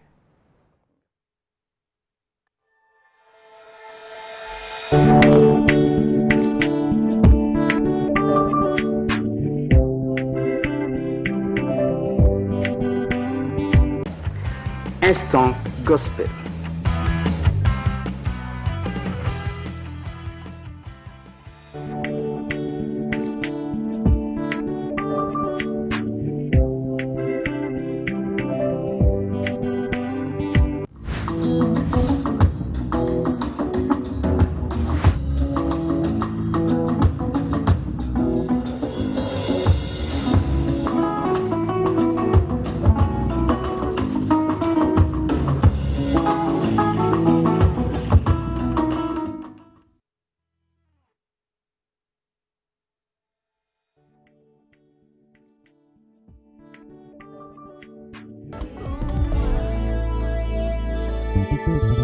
L'œuvre de la croix, c'était pour que je sois sauvé.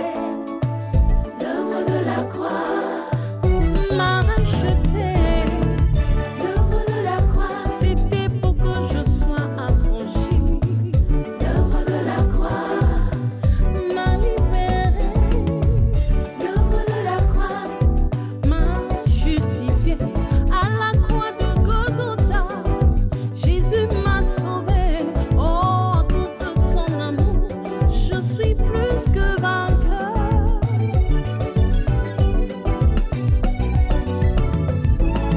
Par l'œuvre de la croix, le vol est déchiré.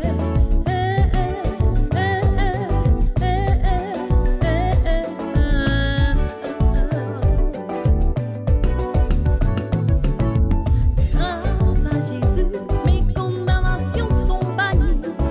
J'ai reçu la victoire, mes péchés sont effacés. Par l'œuvre de la croix, j'ai été réconcilié avec le Père. Oui, à cause de son nom, je suis en sécurité.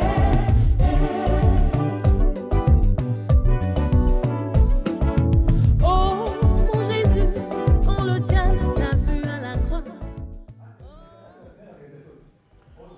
Voilà, chers téléspectateurs, nous entamons le dernier virage de notre émission Art et âme, mais on aimerait avant tout vous rappeler nos rendez-vous le 15 janvier, le 15 septembre, j'allais dire Izi Sonyangé. Dimanche 15 septembre, nous aurons Art et âme avec public et nous vous préciserons le lieu sur la problématique de la dot avec des anthropologues, sociologues, philosophes, des détenteurs du savoir endogène et culturel, mais aussi des grands spirituels. Nous aborderons donc ce grand sujet. Vous êtes nombreux à poser des questions, mais pourquoi on ne vit plus le face-à-face? Je vous dis, je vous donne déjà le rendez-vous. Le 21 septembre, nous aurons face-à-face. Vous avez vécu le face-à-face entre Renaud Boris Mbota et Dr Ben Youssef sur le net. On a évoqué tout à l'heure de e-journalisme. Et donc, Studio 210 est tenté de faire ses productions aussi sur YouTube. Ce face-à-face, vous allez le vivre sur YouTube. Mais pour les autres détails, je me permets de ne pas vous les donner plus précisément. Les invités, vous les aurez d'ici le dimanche prochain. Mais du moins, on est dans les pourparlers pour qu'on puisse tout caler et on vous donnera toutes les informations. Sur ce plateau, je ne suis pas seul, je suis avec mademoiselle Isis Onyanga. C'est ça la magie du studio 210. On peut partir je dirais d'un studio vers un autre. Et voilà donc Isis Onyanga est avec moi. Bonjour Isis. Bonjour Teska. Ensemble avec Isis, nous recevons monsieur Lionel Nzimbi. Il est le chef d'agence de Lion Dynasty Agence. Je ne sais même pas si je parle bien l'anglais. Monsieur Lionel, bonjour. Bonjour. Monsieur. Vous êtes le chef d'agence et avec vous, on aimerait parler du mannequinat, les pratiques, les explications. Le mannequinat, quand j'entends ce mot, ça prête confusion. Est-ce que ce n'est pas le défilé de mode? Est-ce que ce n'est pas une histoire des élections Miss? C'est quoi le mannequinat, monsieur Lionel? D'abord, bonjour et merci, monsieur Hervé. Je suis monsieur Lionel Nzimbi, chef d'agence de Lion Dynasty. La différence entre le mannequinat et la compétition Miss est que le mannequin, il vend le vêtement. Le mannequin présente l'article. Par contre, la compétition Miss, la fille présente sa beauté, présente la coutume, vend son charme, vend son élégance, pour dire que c'est elle qui est meilleure parmi tant d'autres. Par exemple, laquelle il y a des compétitions Miss pour élire la première et la deuxième. Par contre, dans le mannequinat, il n'y a pas de compétition. On prend juste la personne qui sait vendre le vêtement. Et dans ce genre de critères, dans ce genre de catégories, il y a des critères. Il y a des grands, il y a des petits, il y a des minces, il y a des grosses, il y a tout ce qui va avec. Par contre, dans la compétition Miss, il y a un registre qui est là, que tout le monde doit travailler sur ça. Mais moi, quand je suis les défilés de mode à la télé, je ne sais pas si je vous ai bien compris, si le mannequinat peut se comprendre par ce qu'on appelle aussi le défilé de mode. Mais quand je suis à la télé, les défilés de mode, je vois souvent des personnes taillées de toutes pièces. Là, donc, taille fine. Taille fine, mais pourtant vous dites que non, on peut prendre un peu toutes les catégories. Oh oui. Dans les défilés de mode aujourd'hui, parce qu'il y a souvent les gens qui ont une taille fine, ce sont des personnes qui ont plus d'assurance en eux. Et ils n'ont pas souvent le trac. Et quand on dit le mannequin, c'est celui qui conduit en amont, c'est celui qui présente. Et présenter l'article, on a des filles, on a des hommes qui sont gros, qui sont minces, qui sont grands, qui sont courts. Mais le styliste qui court a besoin de vendre. Mais on va vendre auprès de qui? Est-ce qu'on va sélectionner une catégorie de personnes pour laisser les autres? Non. Par contre, le mannequin, lui, il dit, moi je suis mannequin, je présente une taille 16, je présente une taille 40, mais toute personne qui ont les mêmes critères que moi, ou soit la meilleure morphologie que moi, peut avoir un article, peut avoir un vêtement. Maintenant, quand ça dépend des défilés internationaux, sur Fashion Africa, sur des grands défilés que j'ai organisés ici dans Brazzaville, c'est vrai qu'il y a une catégorie de sélection. Vous êtes dans cette activité depuis combien de temps? Ça fait 3 ans aujourd'hui dans Brazzaville. Et vous avez des mannequins. On va donc à Arsilandou, nous allons prendre les mannequins qui vont défiler pour qu'on puisse voir exactement comment se passe cette activité, le fameux mannequinat Isis Onyanga. Ok, c'est ça.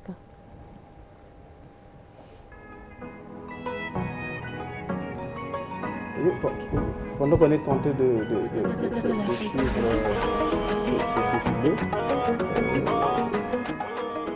Isis Onyanga, est-ce que vous n'avez pas quelque chose à dire Bon, je ne sais pas si j'ai bien compris ce que monsieur a dit. Est-ce que vous pouvez me rappeler ce qui se fait concrètement lorsqu'on est mannequin? Ce qui se fait concrètement lorsqu'on est mannequin, on vend le vêtement. On ne vend pas seulement le vêtement, on vend le produit. Parce que le but d'un mannequin, c'est de vendre un produit. Le produit peut être un produit cosmétique, peut être des mèches, peut être un vêtement. Le rôle du mannequin, c'est ça. Le mannequin, il prend, il vend parce que c'est lui qui est formé spécialement pour ça. Il fait le marketing. Il fait le marketing. C'est celui-là qui rend le client jovial. Parce que nous, en tant que client, vous êtes cliente, vous venez auprès d'un styliste. Si déjà le styliste ne vous rend pas dans votre état initial, vous aurez des craintes de donner votre vêtement, de donner votre argent. Vous dites non, je n'ai pas confiance, je préfère aller ailleurs. Mais le mannequin, c'est celui qui ne part pas avec des mots, mais juste avec sa façon de faire. Il dit oui, il sait vendre.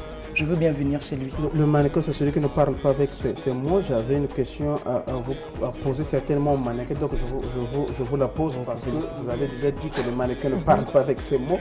Moi, ma question est de savoir le choix. Comment vous expliquez le choix de ce métier pour les mannequins? Vous, encore chef d'agence, accompagnez-moi, comment vous expliquez que ces jeunes gens aient choisi ce métier? Comment vous pouvez expliquer ça? Tout d'abord, pour certaines personnes, le mannequinat est une passion. Une passion parce qu'on n'a pas tous la chance d'aller dans des cieux comme les autres. On n'a pas tous la chance de défiler sur les grands produits, on n'a pas tous la chance d'aller à Dakar, à Paris, à Londres, partout. Mais au moins chacun d'entre nous, on a une vocation. La vocation, c'est quoi? C'est dire pourquoi pas faire comme l'autre, mais je n'ai pas les possibilités, que faire? Donc en un mot, c'est parce qu'on n'a pas les possibilités. Arsi Landou, j'aimerais pendant qu'on est en train de parler de temps à autre, de nous faire passer un peu ces images qui nous font du bien à la vue, notamment ces fameux défilés de mode. Donc, je t'ai en train de dire, c'est des jeunes. Oui, passionnés. Vous ne pensez pas que le gain, c'est quoi?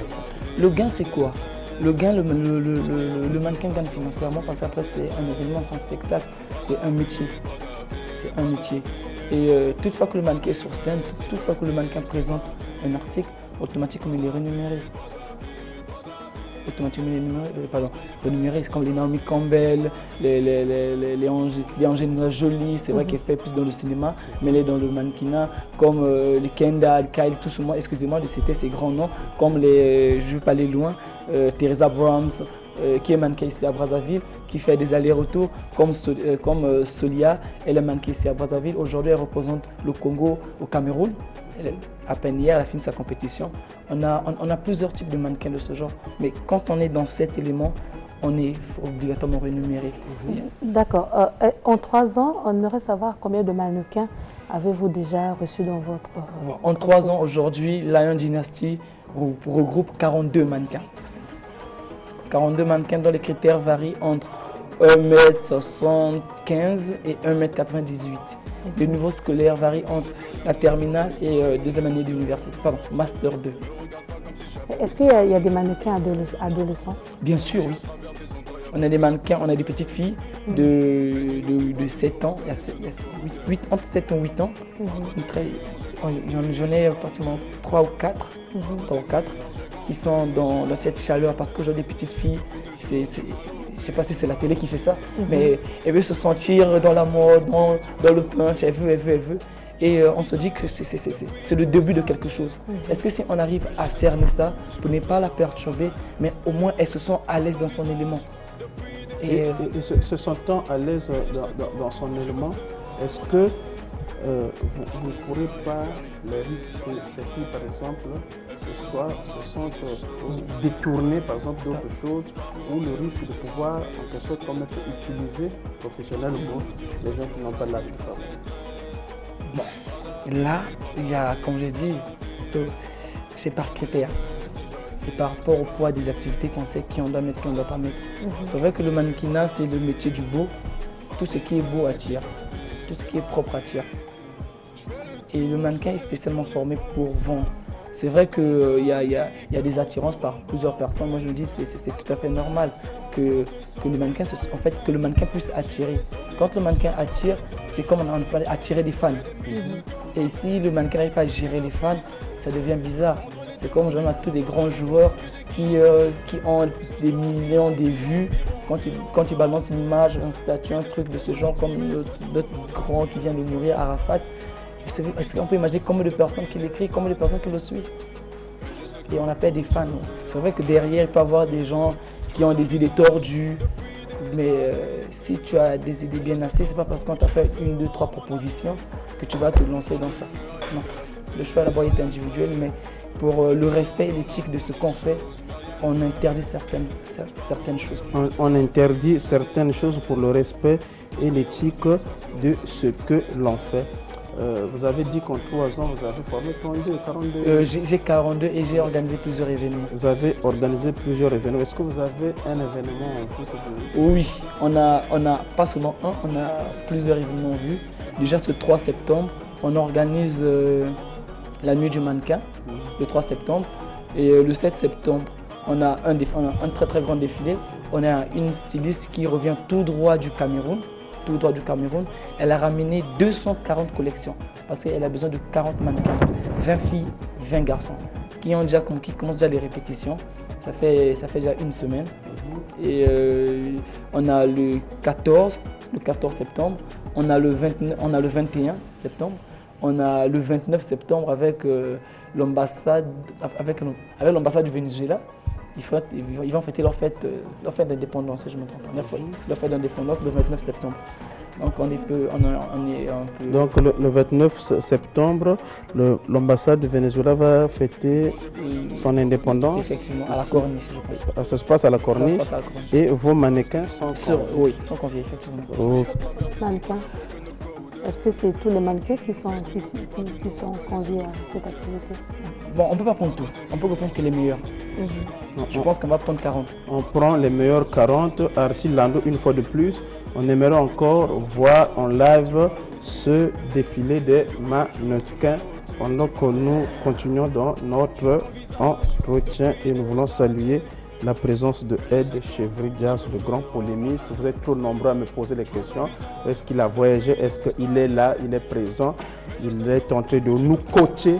C'est notre coach. Vous pouvez donc suivre une fois de plus ce défilé des mannequins. Arsil Lando, à vous.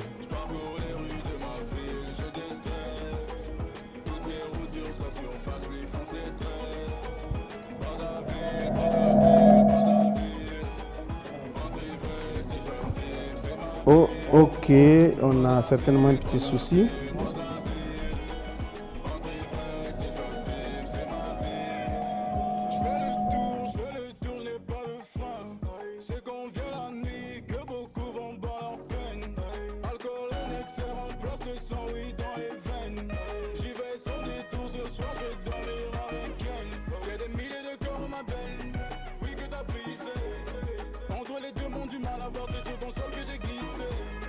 Ce soir oui on vibre, on meurt un peu.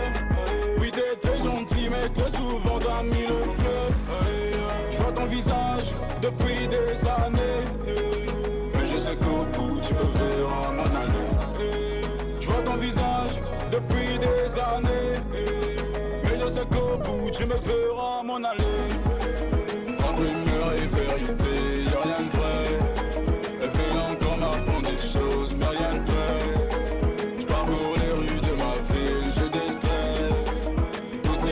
Sa surface lui font ses traits. Brazzaville, Brazzaville, Brazzaville. Entrer vrai, c'est joli, c'est ma vie. Brazzaville, Brazzaville, Brazzaville. Entrer vrai, c'est joli, c'est ma vie.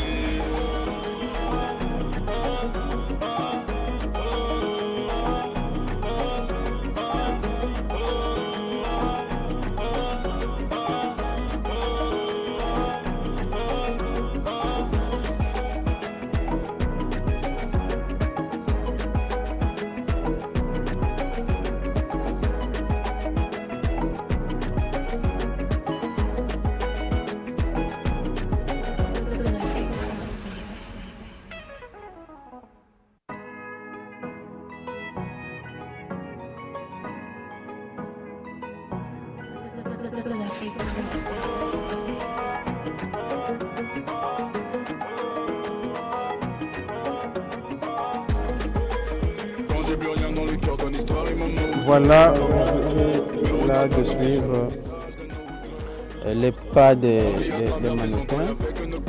Et j'aimerais revenir vers vous, monsieur Lionel, dans la pratique de cette activité.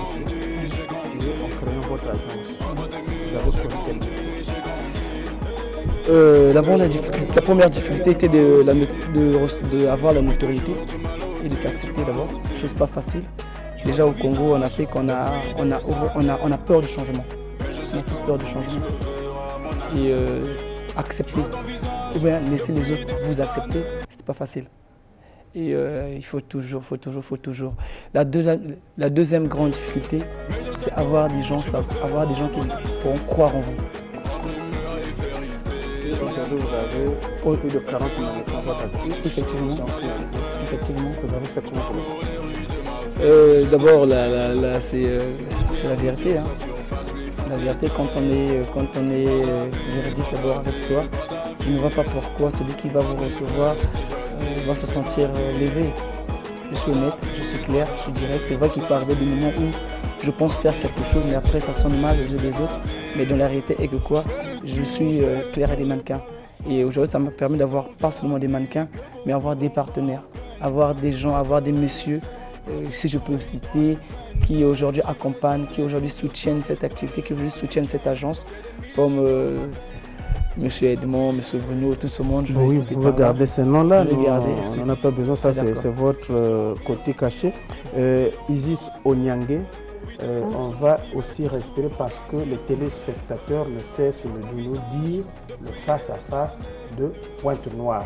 Donc on venait de vous le dire tout à l'heure, le 21 septembre, il y aura un face-à-face, ça se passe à Pointe-Noire. Germain Onzier et Marina Bouissou, nous allons respirer en revivant le match parce que comment on appelle l'association d'Alexis Bongo? Les panafricanistes. Les panafricanistes sont fouillés. Quand ils ont vu quand ils ont vu ce qu'on a fait avec Abibou Hotel, ils se sont dit ah là c'est un 17-0 que nous attend. Germain on dit on aimerait revivre le match que nous avons joué contre l'hôtel, la résidence Abibou qui est située vers l'arrêt pharmacie à Mukondo. Cette rencontre a été organisée dans le but de consolider les liens d'amitié et de fraternité entre l'équipe de l'émission Studio 210 et le personnel de la résidence Abibou. 4-2 en faveur de l'émission du peuple, c'est le score final de cette rencontre. Une rencontre bien appréciée par le staff des deux équipes. Nous avons quand même tenu notre parole, nous avons gagné 4-2. Ça a félicité, vraiment c'est encourageant. Donc nous allons doubler l'effort afin qu'on puisse gagner le prochain match. Nous les avons battus 4-2. Comme on leur avait promis. Je suis très contente, très heureuse parce qu'on a remporté le match d'aujourd'hui. La victoire que vous avez constatée, c'est la force du Studio 210. Voilà. Donc nous avons gagné comme nous l'avons promis. Studio 210, c'est une équipe qui n'est plus à construire parce que nous sommes à notre deuxième match. On a commencé par un match, nous aujourd'hui on a gagné. Tout ce qu'on peut dire, c'est chapeau à tous nos joueurs. Et ceux qui n'ont pas encore croisé sur le 210, préparez-vous parce qu'on va scorer, on va donner des 8-0, de 9, même de 15-0. On est prêt, on a les moyens pour le faire. Le match était bien. On a bien commencé la première partie, mais malheureusement, comme c'est un jeu de foot, ça arrive, il y a des perdants, il y a des gagnants. Bon. Je suis sûr qu'à la prochaine, on va faire de notre mieux de battre le Télécongo. Nous avons accepté la défaite malgré il y a eu multiples changements qui sont même allés au-delà des normes de football. Mais quand même, vous êtes forts. Rappelons que cette rencontre est la deuxième du genre après celle qui s'est disputée avec le personnel du complexe hôtelier Ogès, soldé par un match nul en but partout. C'était le 10 août dernier, toujours au stade Asekna à Mukondo. Abibou a accepté sa défaite, c'est cette phrase-là qui me réjouit. Et ce n'est que normal parce que Studio 210, c'est une machine. C'est plus que le Real Madrid, hein, je vous préviens. C'est plus que le FC Barcelone aujourd'hui, c'est plus peut-être que la Juventus. On revient sur M. Lionel. Vous avez dit tout à l'heure que vous avez connu quelques difficultés. Il y a quand même quelques atouts qu'on peut reconnaître de ce métier-là depuis que vous y êtes. Les atouts positifs. Ouais. Oui, des atouts, c'est présenter au grand public ce qu'on attend tous, les activités, des événements, des défilés. Est-ce que vous êtes satisfait de votre travail? À 100%. Je suis fier aujourd'hui, je suis content. C'est vrai que je n'ai pas encore atteint ce que je veux. Il y a encore beaucoup de choses à faire, encore beaucoup de travail. Mais est-ce que c'est pour un début? Ça va. Ça va. Et je pense que demain, ça ira encore mieux. Chose pas facile. Demain, ça ira encore mieux, Isis Onyangue. C'est ce que M. Lionel nous dit. Et on aimerait quand même écouter un mannequin, si l'un des mannequins peut arriver ici sur le plateau. On aimerait un peu écouter le témoignage, sinon le vécu des mannequins, parce que certainement, il y a des messages qui nous disent est-ce que le responsable de l'agence ne fait pas seulement la promotion de son exercice. Ici, Sonia, vous avez la parole pour... Alors, bonjour. Bonjour. Vous êtes monsieur Lionel. Oui, c'est bien. Comment est-ce que vous vous sentez dans le mannequinat? D'abord, merci de m'avoir accordé la parole. Le mannequinat, d'abord, c'est un métier comme tout autre métier. Et moi, je me suis décidé de pratiquer ce métier pour voir un peu plus, je peux dire un peu plus loin. Excusez-moi. Donc, je me sens vraiment à l'aise. Mon manager est là. Il applique la discipline. On travaille dans la normalité. Tout se passe bien. Et ça vous fait déjà combien de mois, combien de temps dans cette agence? J'ai fait une année déjà. Une année d'expérience et je me sens vraiment tranquille. Tu te sens tranquille dans ce métier. J'aimerais te demander, est-ce que tu aimes ce métier? Bien sûr. Est-ce que tu comptes, permettez l'expression, gagner ta vie avec ce métier? Oui, mais si aujourd'hui... Ou bien c'est juste pour un peu de temps pendant que tu es encore jeune que tu le pratiques? Non, c'est pas ça, c'est pas ça. Si je me suis engagé dans ce métier, c'est pour aller plus loin, c'est pour gagner ma vie. Donc, c'est un peu ça. Ton modèle était qui? Tu t'es inspiré de qui pour pouvoir faire ce choix? Bon, d'abord, je vais retourner un peu en arrière. Moi, à la base, je suis footballeur. Ah bon? Oui. Mais donc j'ai pris... Il y a l'équipe sur le 210 qui est déjà là. Donc, on va bien regarder ça pour qu'on puisse te recadrer. Allez-y. Donc, j'ai mes modèles. Je peux vous donner un exemple comme David Beckham, il était joueur mais aussi mannequin. Il y a Cristiano aussi qui est mannequin. Il y a même Djibril Cissé. Donc, ce sont les gens qui m'ont donné la motivation d'exploser mes limites, quoi. Ok, ils vous ont donné la possibilité d'exploser vos limites. Merci beaucoup, nous vous disons merci. Vous pouvez regagner les autres pour votre défilé parce que ça plaît à M. Sita Alexandre qui nous suit depuis Pointe-Noire parce que les fans de Pointe-Noire veulent à tout prix qu'on organise ici Sonyangé le face-à-face au niveau de Pointe-Noire. Oui. Et la date qu'ils ont choisie, c'est le 21 septembre. Oui, mais nous y serons à TSK. Nous nous préparons pour ce face-à-face et nous espérons que le fan club de Pointe-Noire va nous recevoir à bras ouverts. Ok, le fan club, vous avez compris ça. Studio 210 à Pointe-Noire. Dans juste 3 semaines, vous allez nous voir là. Mais pendant ce temps, le 15, j'allais dire, nous aurons un art et âme sur la problématique de la dot. Merci beaucoup. Vous pouvez disposer, Monsieur Lionel. Je reviens vers vous, Monsieur Nzibi. Est-ce que les partenaires, vous n'avez pas de difficultés dans le partenariat et notamment dans tous ceux qui peuvent vous soutenir dans cette... Parce qu'entretenir 42 personnes, il faut beaucoup de choses. Hein. Comment ça se passe? Comment vous traitez votre partenariat avec tous ceux qui travaillent avec vous, excepté les mannequins? Les mannequins. D'abord, ce n'est pas facile d'avoir un partenariat avec plusieurs structures de la place. Chose, comme je l'ai dit, les gens ont peur du nouveau, du changement. Mais avec les partenaires que nous avions aujourd'hui, nous, on garantit la pub. Parce qu'aujourd'hui, tout le monde a besoin de la pub. Coca-Cola continue à faire des pubs, McDonald's continue à faire des pubs. Tout le monde a besoin de la pub. Aujourd'hui, nous, on n'est pas seulement une agence, mais on est une organisation. C'est-à-dire on organise des événements. Dans le monde, on peut organiser 2 ou 3. On peut nous appeler pour organiser des activités, comme les dates à laquelle je vous ai citées. Et nous, on garantit à nos partenaires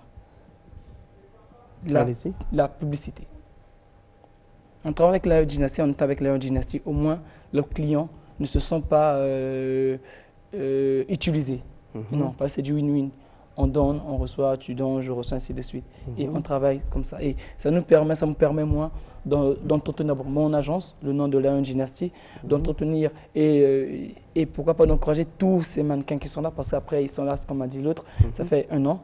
1 an, ce n'est pas une journée, ce n'est pas un mois, c'est 1 an de durée labeur, 1 an de travail, un an de confiance, un an. Est-ce qu'il y a des contrats, vous signez des contrats avec les mannequins? Oui, je signe un contrat avec les mannequins. Mais après, la durée déterminée ou la durée indéterminée? La durée déterminée. Ah, ok, d'accord. De 2 ans. Je signe le contrat après 6 mois. Après 6 mois, quand vous constatez que vous pouvez compter sur la personne, je fais signer. Vous signez. Donc les 6 mois sont comme une phase de stage. Effectivement, pour voir est-ce qu'on peut toujours. Mais vous comptez combien de filles dans votre agence? Aïe, là j'en compte une vingtaine. Ah, une vingtaine. Une vingtaine de filles, une vingtaine effectivement, des garçons. Des hommes, ok, bon. On suppose que vous ne formez pas de couples là-bas pour... Non. Quand je dis si le mannequinat, ce n'est pas seulement le défilé de mode après. Parce que le mannequin, c'est celui qu'on prend dans des clips, pour tourner des films, pour faire des publicités. C'est ça, être mannequin en fin de compte. Et souvent, dans la matière des films que nous suivons aujourd'hui, on prend plus de mannequins que d'autres personnes. Parce qu'on se dit que le mannequin, c'est celui qui sait se comporter devant une caméra. Le mannequin, c'est celui qui sait donner les expressions qu'il faut. Le mannequin, on le prend souvent dans pas seulement dans des films, mais c'est dans des clips. Pourquoi? Parce que le mannequin sait comment se lever. Le mannequin sait donner la gestuelle, le mouvement qu'il faut donner. Et c'est là où on intervient. Le mannequin sait faire des pubs. Donc le mannequin sait faire des pubs. Isis Onyangue. Oui, Teska, j'ai une question pour M. Ndimbi. Allez-y. Est-ce que vous formez aujourd'hui, en combien de temps vous avez reçu votre formation? Waouh. J'ai reçu ma formation en 5 ans. En 5 ans et où? À Pointe-Noire. En 5 ans. Donc pendant 5 ans, j'étais mannequin et chose pas facile. Pendant 5 ans. Ok. Et il y a 3 ans. Merci beaucoup. Et on aimerait aussi vivre le concert de Sion avec Ralph Okemba, Germain Onze, mais je n'ai pas oublié le grand Gabiza. Est-ce que tu peux l'acclamer? Tu peux le louer. Il est digne de louange. Je louerai son nom. Je louerai son nom. Quelles que soient les saisons de la vie. Le ressuscité. Quel est son nom? Je suis né de Dieu. Je suis victorieux. Je suis né pour dominer. Rempli de Saint-Esprit. Acclame-le.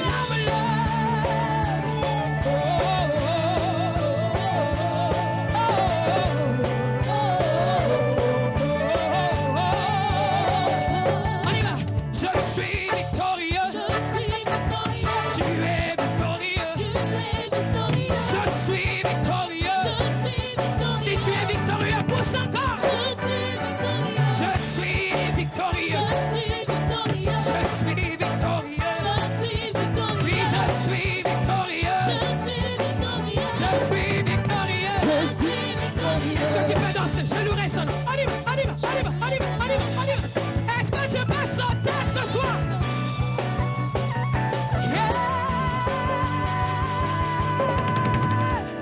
Je louerai son nom. Je louerai son nom. Est-ce qu'il y a quelqu'un pour le louer? Merci à Tondi Mangani, à Vincent et à Dekombi Isis Onyangue. Un dernier mot avec M. Dimbi. Oui, M. Dimbi, et quels sont les contacts par lesquels on peut vous joindre? Vous pouvez me joindre par le numéro qui est le 06 624 67 21. Je réitère le 06 624 67 21. Au cas contraire, venir au lieu de répétition où nous travaillons avec ces mannequins, qui est aujourd'hui à l'hôtel Safi. Nous travaillons chaque mercredi, samedi et dimanche, de 15h à 18h. Bon, c'est vrai qu'il peut arriver que la personne peut venir nous absenter parce qu'on est pour moi pris sur plusieurs événements, plusieurs activités et que nous devons travailler sur le lieu des événements. Vous pouvez reprendre le numéro s'il vous plaît? Le numéro est le 06 624 67 21. Ok, merci d'être passé dans Studio 210, Isis Onyangue. C'est donc la fin de Art et âme autour du thème le mannequinat, pratique et explication.